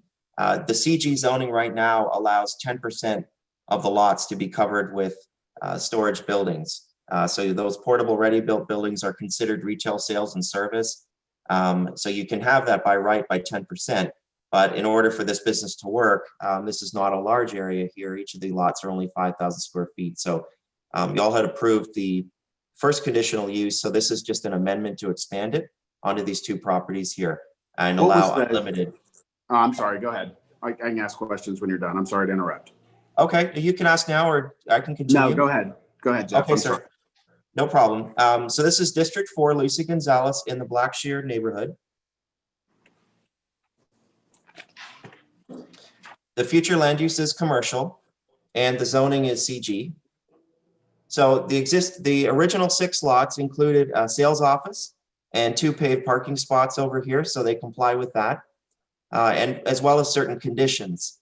On the south end, because this is a front yard, we wanted to have at least some sort of fence. You can see the two owners over here are looking out at windows. So if they're sitting down in their living room looking out, we could only get a 4-foot fence here, but at least that would be provide some partial screening. So they did do that. They planted some trees as well, and they added a sidewalk along here. TxDOT has plans for a future sidewalk that would go along north from 14th Street all the way up to 29th. This is going to be a 1 to 2 year project. And so over here on this side, because this was commercially zoned, it wasn't originally, but since 2009, the future land use plan changed, and there's been CG zoning at least since that time. Staff believed that at least having a sidewalk here to close that gap in the TxDOT sidewalk would make sense. There's really not any room over here, and there's no businesses over here because this is Wright Street. So it just made sense to have at least some connectivity. The main reason for it as well is to connect. So if somebody parks over here, they walk up to the north and they want to come back down to the sales office, they have some connectivity. So we asked for a sidewalk, they've done that. So the new conditions are pretty much replicating the old that have already been approved. Extend the sidewalk to the north, add a couple more trees there, and then add some of these wheel stops in here in the site triangles and in the 15-foot setback. So outdoor storage is different than buildings. Buildings need a 25-foot front yard. Outdoor storage needs 15. And so the wheel stops were just the cheapest option for them to allow them to build up to those lines and not encroach. A lot of the outdoor storage uses in San Angelo, without putting in a wheel stop or some sort of short fence, they abuse that and they encroach right into the site triangle. That creates visibility issues as well as visual clutter. So we believe this was some of the conditions that we've talked about, just to give you a refresher, since 2019. And these are the buildings here, nice, nice products. Already had put them on the 6 lots here, and so they're just expanding on these 2 new lots and in the second picture. This is the granite facility to the north. This was zoned heavy commercial, so you can see a lot of the clutter out there without some of the conditions on there and what happens. They are allowed by right, so they don't have to fix anything in that respect. But we believe that when you're zoned CG and your retail use, you should have some minimum standards. And so that's it. We believe it's been a good business. There haven't been any code violations for since they've been there in 2019. We checked with code compliance. So we believe that they've been a responsible business owner, and this will allow them to go forward. 26 notices were mailed. We didn't receive any in support or opposition. So this is the existing plan that was approved. So we're asking for just basically put in these curb stops in the site triangles here. Again, it may not seem like an issue from a bird's eye view, but a lot of those businesses will place a lot of those storage buildings right up to the corner. It's a problem when you're turning the corner. So just put a couple more stops in there. This is your site triangle. So just extend the fence up 3 feet high. That was the original condition that wasn't installed. So, and again, this just really to accommodate this homeowner over here. And then all the trees have already been planted. A couple of them were dead, so they just need to reinstall this one here, I believe, and these two. So again, these are straightforward. This is the new plan for the 2 new lots to the north on the north side of 13th Street. So again, same thing. Plant a couple more trees. They've already shown the trees and the sidewalk on their plan. Add some wheel stops here. And this is their setback they're just showing on this side. So that's it. So within those setbacks, they can have unlimited outdoor storage. Otherwise, they're limited to 10%, and it would obviously, hinder their business from really marketing their products. Staff rationale is to approve the amendment to expand. The impacts are minimized with the additional trees and sidewalk. It's consistent with the zoning. All of the lots comply with the CG standards. They'll meet all the setbacks. It's compatible with the surrounding area. Council made a decision in 2009 to change that future land use from, I believe it was multifamily or low-rise residential to commercial. And so that allowed the CG zoning to come in. So the CG zoning has been there for some time. So we believe it's compatible with what you already see out there. It's just an extension for 2 more lots. The good news is adjacent to the 2 new lots, there's a vacant commercial property. So Even then, I think they would just have to put up a privacy fence, but they're not immediately adjacent to the homes on 13th. They've got that buffer. So that's another reason to support the request. No anticipated environmental effects. They're not adding any more paving or anything. They're just putting some more storage buildings there. The additional land will assist the applicant in being able to expand their business and no changes to development patterns. Staff recommends approval of an amendment to a conditional use to allow additional retail sales of portable and ready-built buildings with type 3, that's the unlimited outdoor storage, is defined in the zoning ordinance located at 325, 329, 334 West 13th, and 1210 North Bryant, subject to 5 conditions. I'll just go over those briefly. Revise their site plan to show an extension of the privacy fence facing West 12th and the curb stops that were missing. Any lighting, they didn't have any lighting when we went out there, but if they do put any lighting, it's fully shielded because they are close to other homes. Install the new sidewalk in the Wright Street right-of-way. Install the 2 new trees in the Wright Street right-of-way. The 2 new parking spaces. We put a condition in, so normally if you were considered off-site, you could have additional parking within 500 feet of your business. In this case, because it's essentially one business, we're okay with them using the 2 parking spots that they already have because it's really only about a 300-foot walk. And again, if this was offsite, they'd be allowed another 200 feet in there. So if they go to separate the business though and ever sell off those 2 lots, we definitely want whatever the required parking is going to be for that business. So that's just that condition. It's still a condition, but right now they won't have to do that. We also put in a note, commercial vehicles shall access the property from Wright Street. The city has a designated truck route plan. We just want to make sure that, you know, once a week or however often they deliver portable storage buildings, they're probably going to have it on a large truck, that they just don't use the 12th and 13th and go through that residential neighborhood. There is a connection, I believe, from 10th or 11th to get to Wright Street. So they just basically come up that way using North Bryant and not on the side streets. And I think they've been cooperative in that area. So this concludes staff's presentation.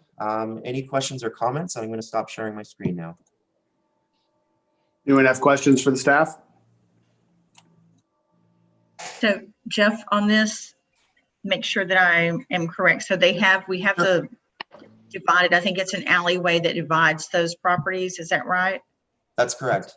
So the building, the little building right now that has the granite that is outdoor, that is going to be now storage buildings?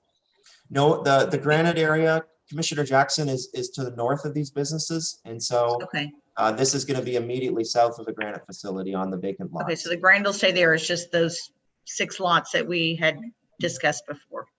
It's the 6 lots that y'all approved in 2019 plus 2 additional lots to the north. So the 2 additional lots are what triggered this today. And so it's between the existing storage facility to the south of those lots and the granite facility to the north. So Terry, if you think about a normal residential lot layout, there's 13th Street, then there's a set of lots, and then an alley, and then another set of lots. So this will be between the alley and 13th Street. The alley and 14th, that would be the granite business. So there is some lots in there. Okay, thanks.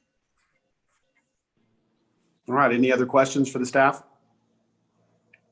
All right, I'm going to open it up for public comment. Hi, I'm Howdy Johnston. I'm one of the owners of this property. These guys have been, the guys who are renting it from us, the Lowe family, they are great people. They've kept it very clean over there. We spent a lot of money over there getting the fence and sidewalks and parking and trees and all that stuff. So the only questions I guess I'd need to speak with Jeff about would be the trees. If you look back at the pictures on there, there's a whole line of trees in between Bryant and Wright Street there. You almost can't see the property. There's so many trees there, and then we're adding more. So that's just more space we're taking up there, and it's also deterring people from seeing the actual business there. So I think there's plenty of trees there, and we've also spoke with some people at the city who've agreed with us on that. So any trees that might have died, I think, on the south side over there, we don't mind replacing those at all, especially since they're residential houses to the south. But as far as the other trees go, I don't think we should have to put those in there because they're going to block everything, and there's plenty of trees there already. And then as far as the sidewalks go, again, we don't mind installing new sidewalks on these two lots over here. We've done the whole block pretty much over there already. So if we got to put in a little bit more, that's fine with us.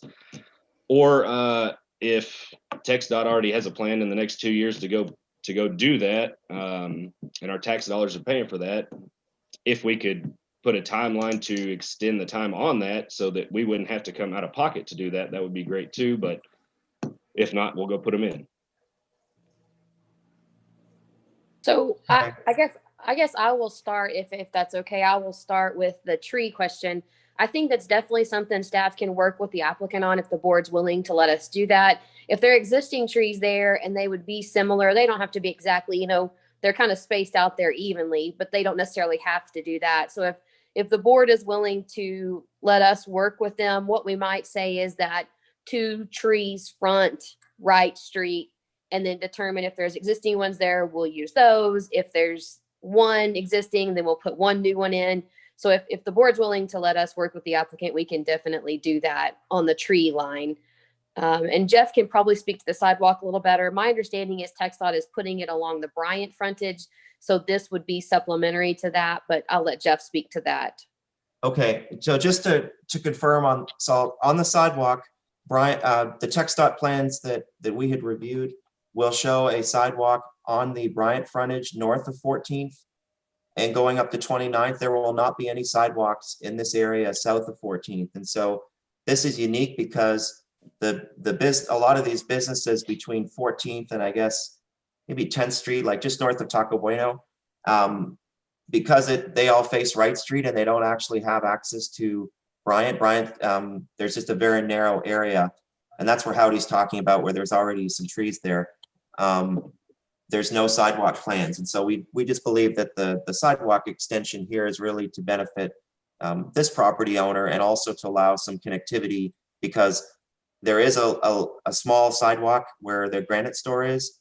It doesn't go all the way down to where this property ends, but basically if they extend the sidewalk up to the end of their property, there'll be a very short gap to walk to the one on the granite facility, and then you just cross the street. And then within 1 year to 2 years, TxDOT's going to have everything from 14th up. So there's no sidewalks on Bryant adjacent to this development, so that's why we wanted to get them now. But it will connect eventually to TxDOT sidewalk, which will start from 14th and go up from there. That makes sense. The tree issue, I understand what Howdy's saying, and I think staff is open to suggestions. There are trees going along the island facing Bryant already. And so this was just to be consistent with phase 1 of the approval. If you all feel that, we don't need additional trees there, not consistent with phase 1, then I guess that's really up to everybody to make that decision. But that's why we had done that, just so that it follows it's consistent with what you see along Bryant. Well, and I'm sorry, I must have misunderstood. Howdy, I thought these were existing trees on the property we're talking about. Are you talking about trees across the street? Well, yeah, there's a kind of a median there. I don't know if you can pull that back up, Jeff, but there's kind of a median there in between Wright Street and Bryant, and it's full of trees right there. We also have some trees on the property, and we've trimmed a bunch of them, cut a bunch of them down, really tried to beautify it a little bit. Oh, yeah. And make room for them to have their buildings there also. So one suggestion might be that we put smaller trees or something that might grow faster there. But I think we can, as long as I think there's just also a whole lot of room there because of the size of these lots. And then we're putting a sidewalk in on our setback and everything. Yep. There's just not a whole lot of room. Sure. So we could do some smaller trees. And again, it's up to the board's discretion. We're willing to work with you if we can come up with a solution. I think one of the other elements that we're trying to do is tie this in to the neighborhood a little bit better. And so, it's kind of stark with just the buildings and So, but we're willing to work depending on what the board decides. So let us know and we'll see if we can come up with some kind of ideas on the trees. Okay, no worries. Jeff, All right. I think we're good if you want to stop sharing your screen. Okay. Anyone else wish to speak on this case? If you would, please come forward. Okay, I understand the applicant's concern on the tree line. I think that that's something that, Planning Commission can definitely address with them and see if there's a better solution. Although where that boulevard is, as depending on how somebody's planning on getting to the building, Bryant is a busy street. So if there are so many trees that you're unable to necessarily see the buildings or the granite, that may cause some traffic issues on Bryant, which could lead to accidents. So I completely see where Howdy's coming from. And I think that planning can work with him to maybe minimize the amount. Yeah, Jeff, if you'll just stop sharing, we'll be able to see.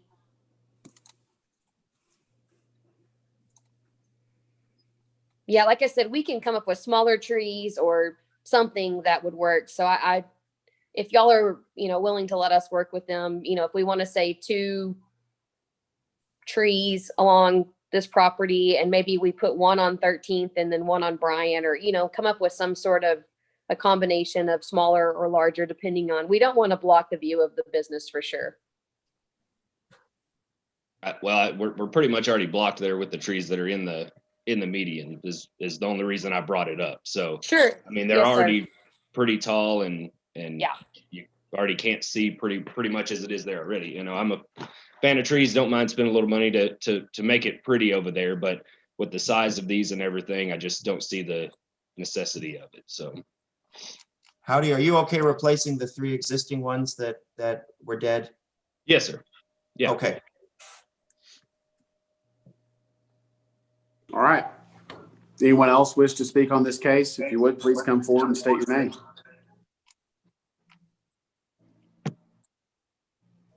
All right, I'm going to close public comment and open this up for discussion or a motion.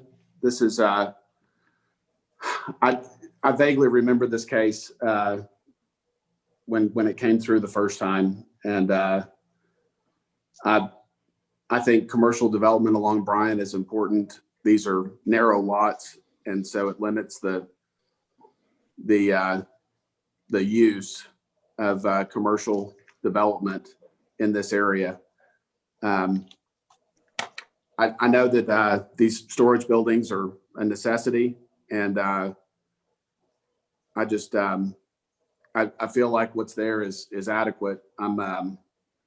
There's a lot of buildings on that land that we've already zoned, and I don't think I'm comfortable with expanding it for more buildings like that. I'd rather see more conventional commercial development along that stretch, personally. Chair Stribling, can I respond to that just for a minute? Yes.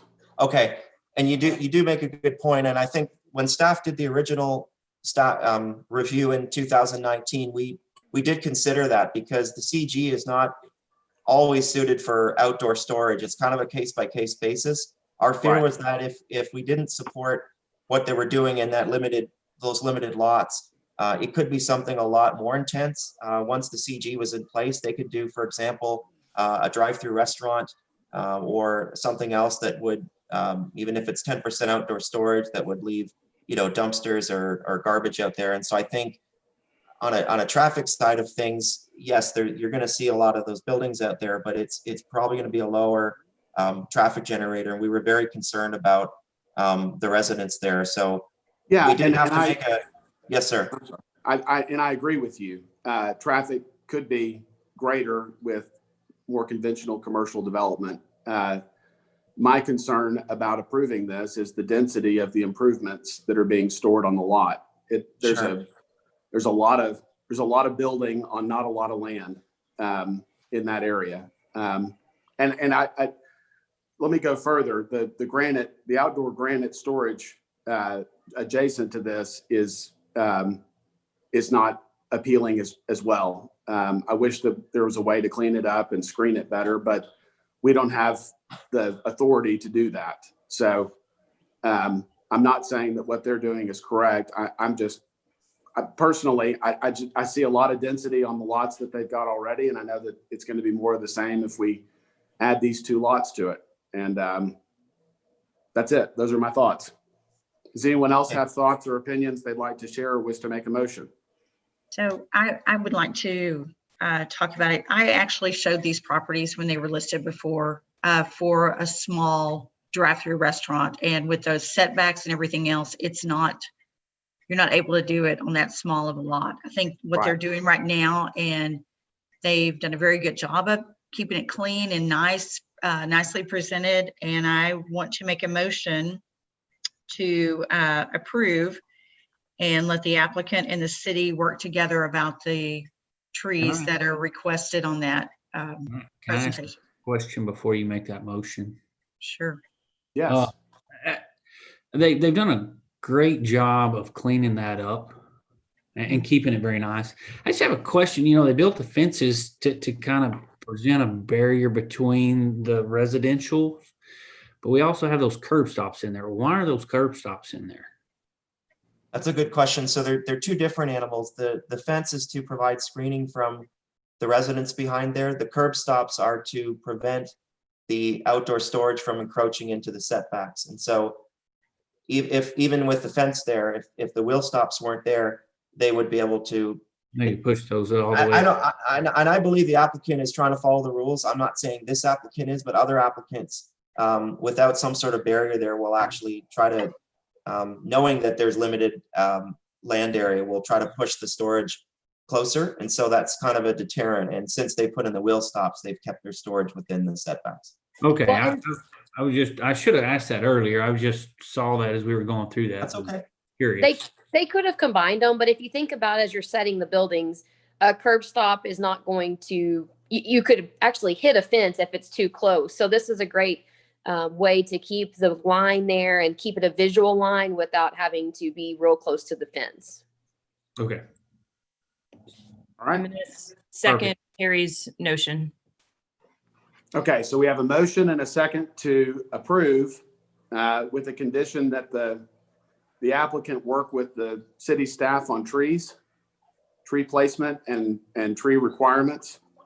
All in favor, say aye, or show of hands. And opposed. 5-2. 5-2. Okay, thank you. Okay. I'm going to read this next case in, and I've got an appointment that I need to step out for at 11 o'clock. So can Terry take over and run the meeting if I have to step out? Would that be okay with you guys? Sure.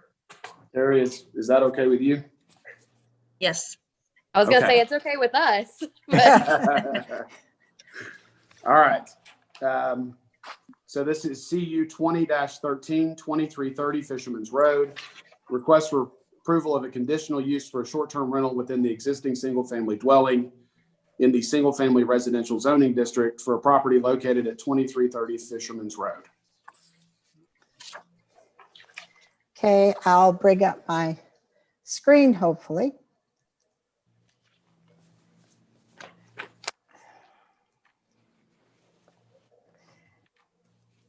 And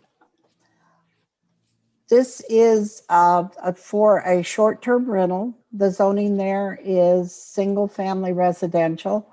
The applicant has had a short-term rental in the past. They missed the renewal date, so we're treating this as a first request, so this is not a renewal. We have no complaints on record. We checked with both the police department and the code enforcement, and neither one of those have any complaints on the record. This is in District 1, Mr. Hebert's district, and it's the Nasworthy neighborhood. The existing zoning, as I indicated, is RS1.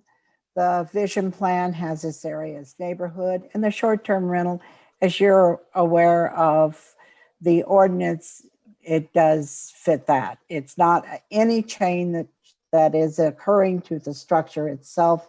It is strictly a rental for a very short period of time rather than a long-term rental, which is normal. This is the house. If you remember a little over a year and a half ago when we first bought this in, the applicant had just purchased the house. It was in a rundown state and they were remodeling the house, cleaning up the yard, and staff believes they've done an excellent job of that. If you look at the picture on the right, this is the side of the house, and this is where the parking is, and then tenant will come in on this side, and the intent was always to keep it as residential looking as possible. So there's nothing that identifies it as a short-term rental. We sent out 8 notices. We did receive at 6:45 last night an email from the property owner that you see where I have the red star in opposition. I believe we sent out to you this morning a copy of the email that they sent to us. In their email, they indicated that they had not received a notice until late. As you're well aware, we have to use the assessor's parcels and the location and address in there. The applicant's address in there is at a different property, but I believe this used to be a vacant lot and they have built a home right there, and their address has not changed in the assessor parcel. When they indicated that they were against the property, they didn't really give any information, so I can't address that. We did call them this morning and we did send them the notice for the meeting, and hopefully they were able to sign on. From the staff's rationale on this, we believe that the owners on their original application, they said they were going to upgrade the structure and remodel it and upgrade the landscaping and have an opaque separation fence on the right. They have done all of those. We believe that this is in fact consistent with the zoning ordinance. There's ample parking, but they've not changed the single family appearance of the structure. Under compatibility with the surrounding area, this home has retained all of the features that were there originally, the boat dock, the patio.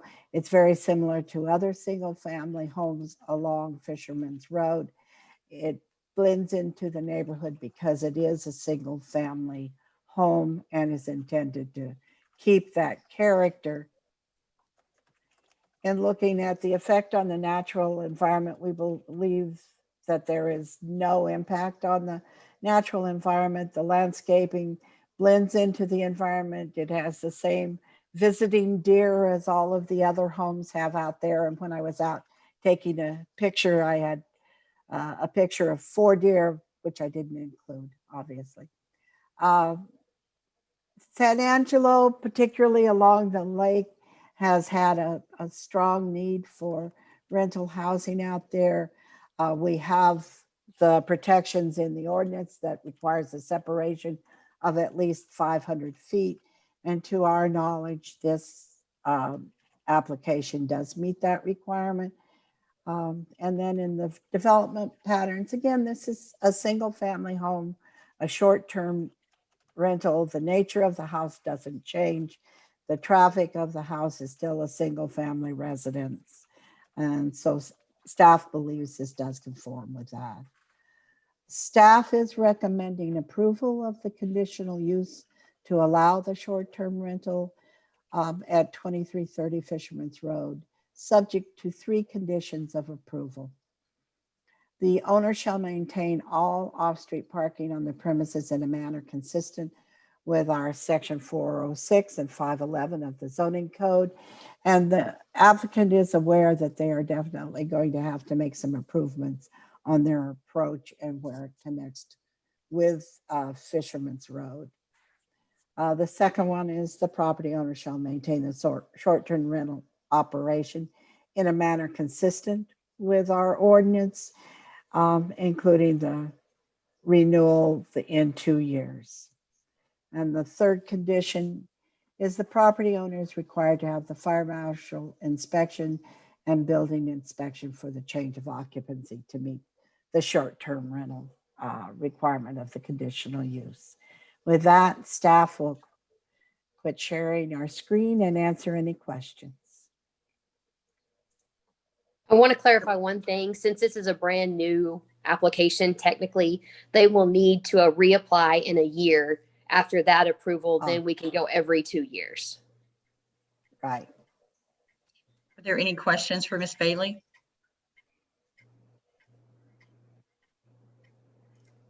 Okay, seeing none, we'll open it for public comment.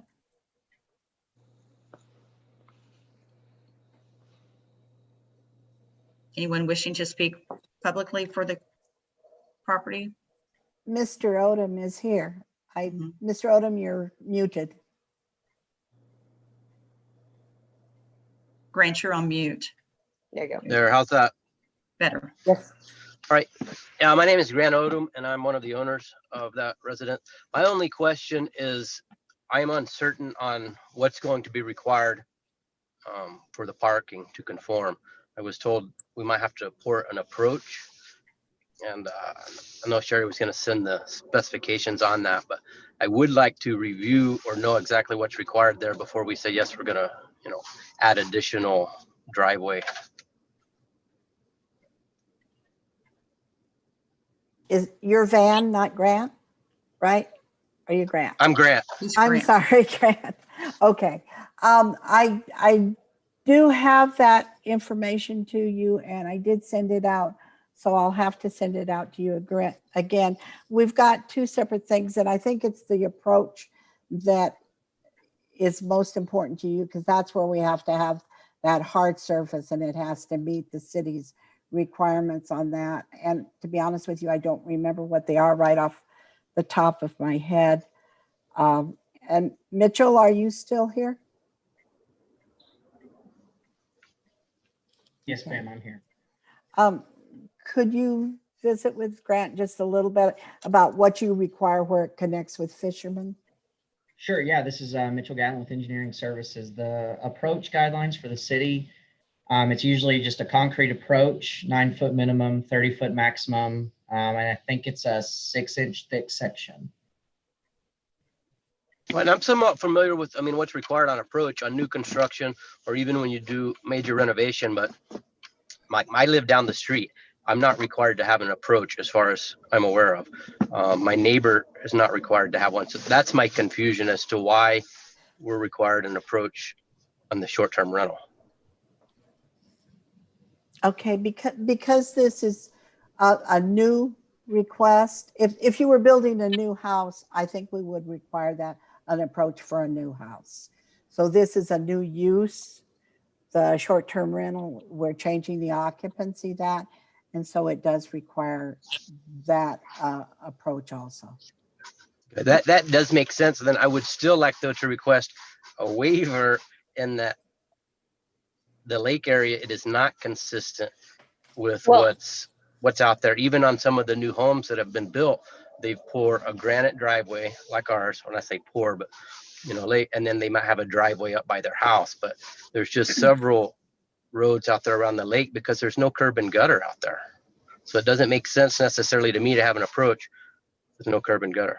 Well, and this board cannot grant that waiver. That's through engineering services. Okay. What I will say is that there is a section of the ordinance that does allow the granite or the crushed rock to be the driveway and the parking for this area.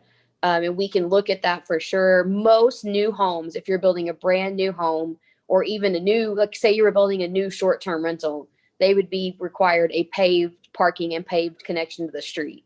So that would be the requirement if it was all brand new. But there are ways that we can look at varying that. Again, planning and this board would look at potentially the parking. The engineering services would be the one to talk to on the approach. And Mitchell can help you out with that if this is approved for sure. And Mitchell, Okay. can you speak more to the variance or waiver if there is one for that? Yeah, Hillary, I would have to do a little more research on varying the curb cut ordinance. It's a relatively old ordinance that doesn't really allow much for wiggle room as far as the surfacing goes. We would have to look at that a little bit more. And Grant, we can look into if other ones were approved and how that worked. So we can do some research on that. Okay, yeah, and that's all I'd ask. I just want to, if I don't mind doing it as long as it is the norm and everyone else is doing it, but I don't want to have the only approach like Nasworthy Yes, sir. on a short-term Right. rental. Were those approaches required like out Shady Point Circle and all of that? Because I know there's some short-term rentals out there, and I don't think I've ever necessarily noticed an approach on any of those. I know for the one on Gun Club Road, I'm almost certain there's concrete. An approach literally is just basically where your wheels would be turning. It's not the driveway. It's not the parking space. It's just that point at which you're exiting the road and going onto the driveway. So I'm almost certain the one on Gun Club Road has a concrete approach, but we can check into all of that. That's not something that this board can vary. So we will check into it and make sure again that, it's been applied throughout the area and what the determination is. Again, that'll be done through engineering services. That's all I have. Thanks. Thank you, Grant. Any other public comment?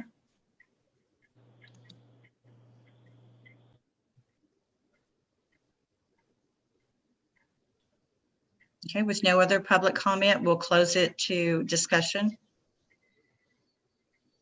Does anyone have a discussion or would like to make a motion?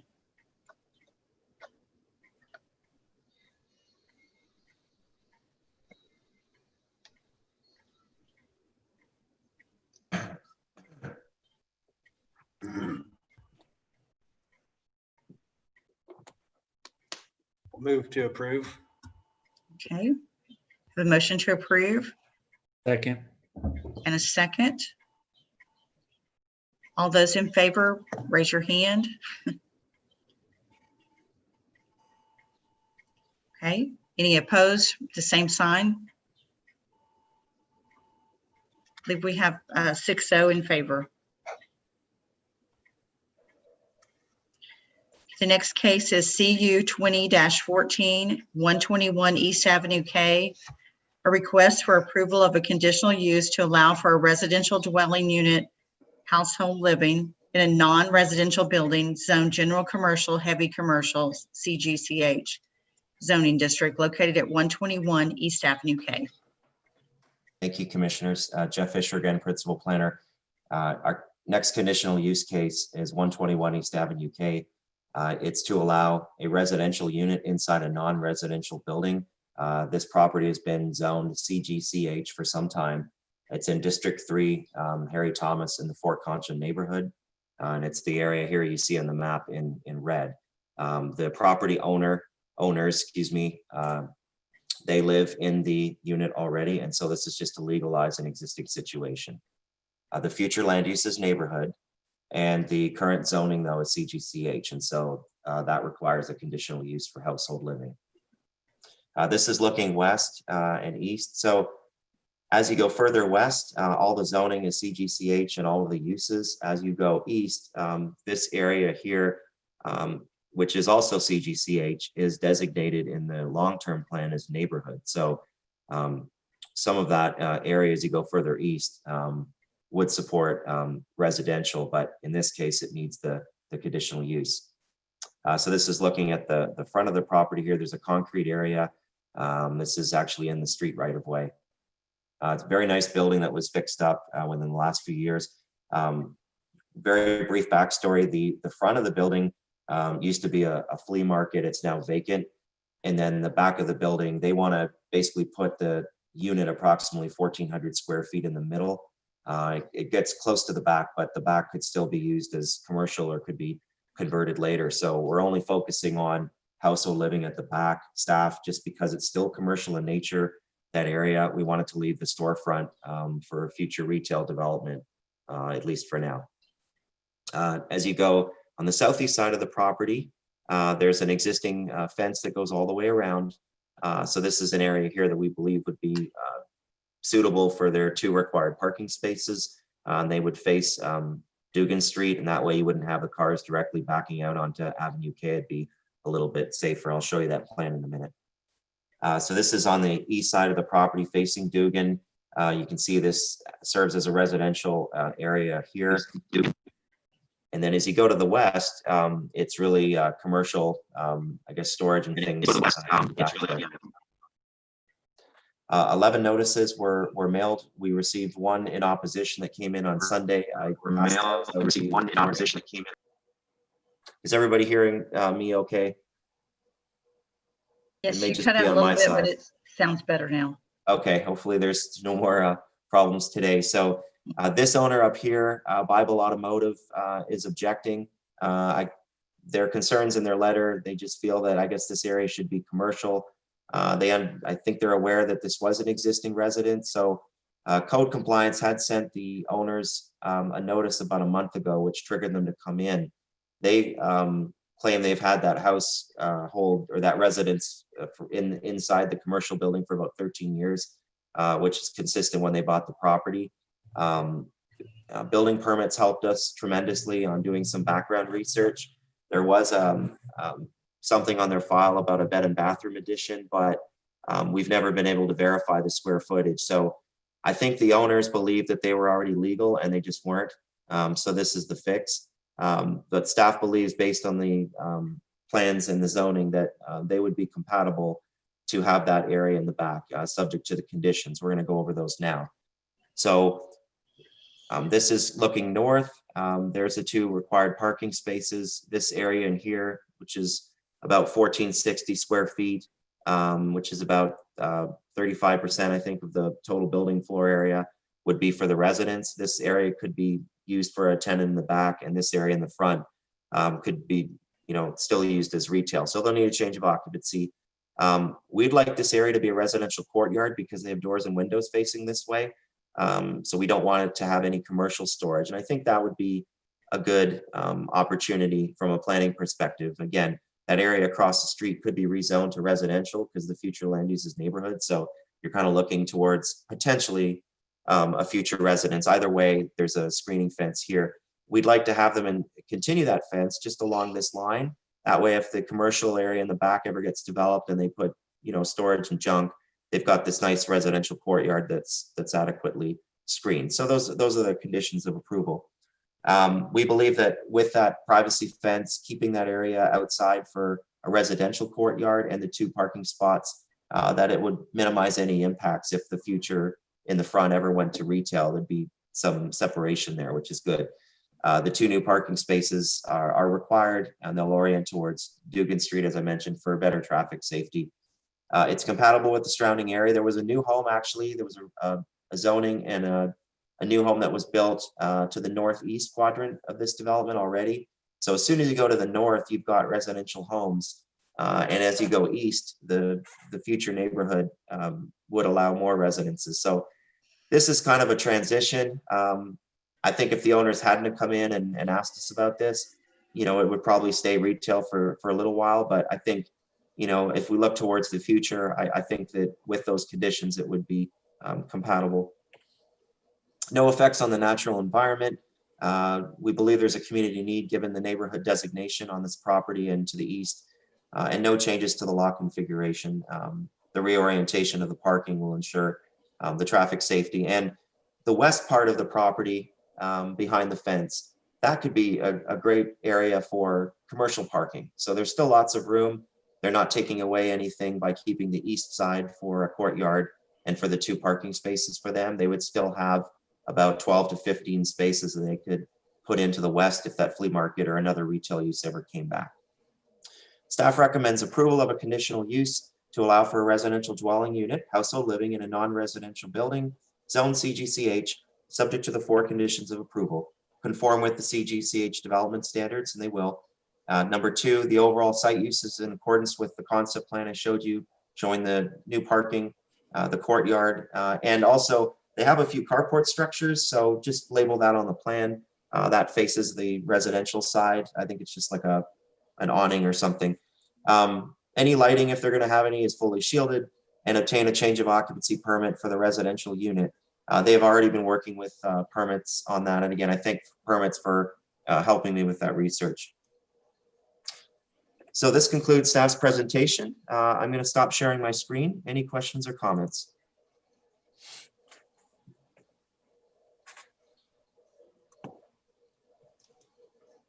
If no questions, then we'll open it for public comment. I'm not sure if the applicant, Mr. or Ms. Garza, is here. We did send them the Zoom link, so I hadn't received confirmation, so they may not be on the call. Okay. Thank you, Jeff. We'll just open it for discussion then. Motion approved. Was that you, Brittany?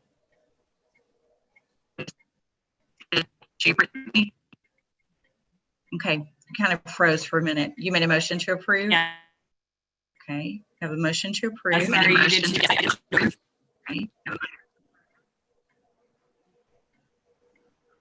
Sorry, y'all. Who seconded the motion? Brittany was the first. Who seconded the motion?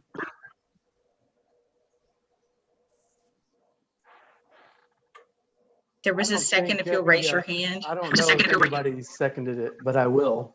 It was garbled for a while, but I'll second it. Okay. Thank you. Thank you. So we have a motion and a second to approve as presented. All those in favor, raise your hand, please. All those opposed, same sign. And I think that's 6-0 in favor. That's 6-0. Yep. Okay. I apologize, Terry. I had to jump off the call. So are we still good on our quorum? If you, okay, Hillary, if Brittany leaves, we'll still be good on the quorum, correct? Yes, ma'am, as I've got long as we 11. have 5. I've got 11:30 to go too as well. Okay, well, these are just discussion items. So if anybody, if we can keep at least, okay, well, these are just discussion items. If we can keep one person on, we'll do these discussion items very quick. Yes. Okay, so Do I Ryan, need to we'll read hurry. them? Yes, please read them real quick, and then Shelley's going to share her screen, I believe. Okay. So for discussion items, A, Meridian annexation, discussion of an annexation of 18.325 acres of land out of abstract 8108, survey 0008, A, Willicke, out of west 1/2 of survey 8, Tom Green County, Texas, generally located west of the intersection of Dominion Ridge and Coral Way, to be annexed into the city of San Angelo limits. And again, we're hoping to make these really quick. So we'll just, it's just for information so you guys are aware. I did not provide a PowerPoint, but this property is the annexation and the prelim, the portion of the prelim and the rezoning that we discussed earlier today. And I'll be more than happy to share anything that y'all would like to see further on that. Yeah, so Shelley presented a rezoning of about 18 acres, and this would be the annexation of that acres. It's kind of by Dominion Ridge out to the southwest portion of town. And it will be going to council, so it will not be coming before this board again, but you will see some other things about it. So we just wanted to let you guys know. Terry, if you will read the county jail annexation. Sure. I will discuss that one. Okay, B is county jail annexation, discussion on an annexation of 88.936 acres of land out of Tract 2 and Tract 3, Block 1, Section 1, Tom Green County Business Park, generally located east of North US Highway 277, north of Tractor Trail. So again, this is a annexation of 88 acres or almost 89 acres. It was disannexed in 2014. I believe it's 2014. They are re-annexing, so the county will be doing that. It'll be going to city council for public hearing on November 17th. The final reading will be on December 15th. So if you have any questions about either of these annexations or want further information, we'd be glad to present them to you. So just let us know. Okay, thank you. Director's report. Yeah, the only thing I have to mention is we're currently looking at the possibility of coming back to in-person meetings. And so just keep an eye out. It's looking like the November meeting will be in person, but with the way things are changing, that could always change fairly quickly. So keep an eye out. We are planning in person for November, but we'll let you know as the meeting date gets closer. Well, and I would like to say to everybody, we apologize for the technical difficulties. These have run fairly smoothly over this time period. And I don't know what was going wrong today, but it seemed like if we could have a problem, it was going to happen. So I want to apologize to everyone and on that. Today was definitely a Monday as far as Yes. everything Yes. going on with this meeting. Yes, ma'am. So future meeting agenda and announcements. The next meeting of the Planning Commission is tentatively scheduled to begin at 9 a.m. on Monday, November 16th, 2020. And if anyone wants to make a motion to adjourn, we can do that. Move to adjourn. Okay. Okay, we have a motion and a second to adjourn. All those in favor, raise your hand. Thank you very much. Appreciate it. Thank you.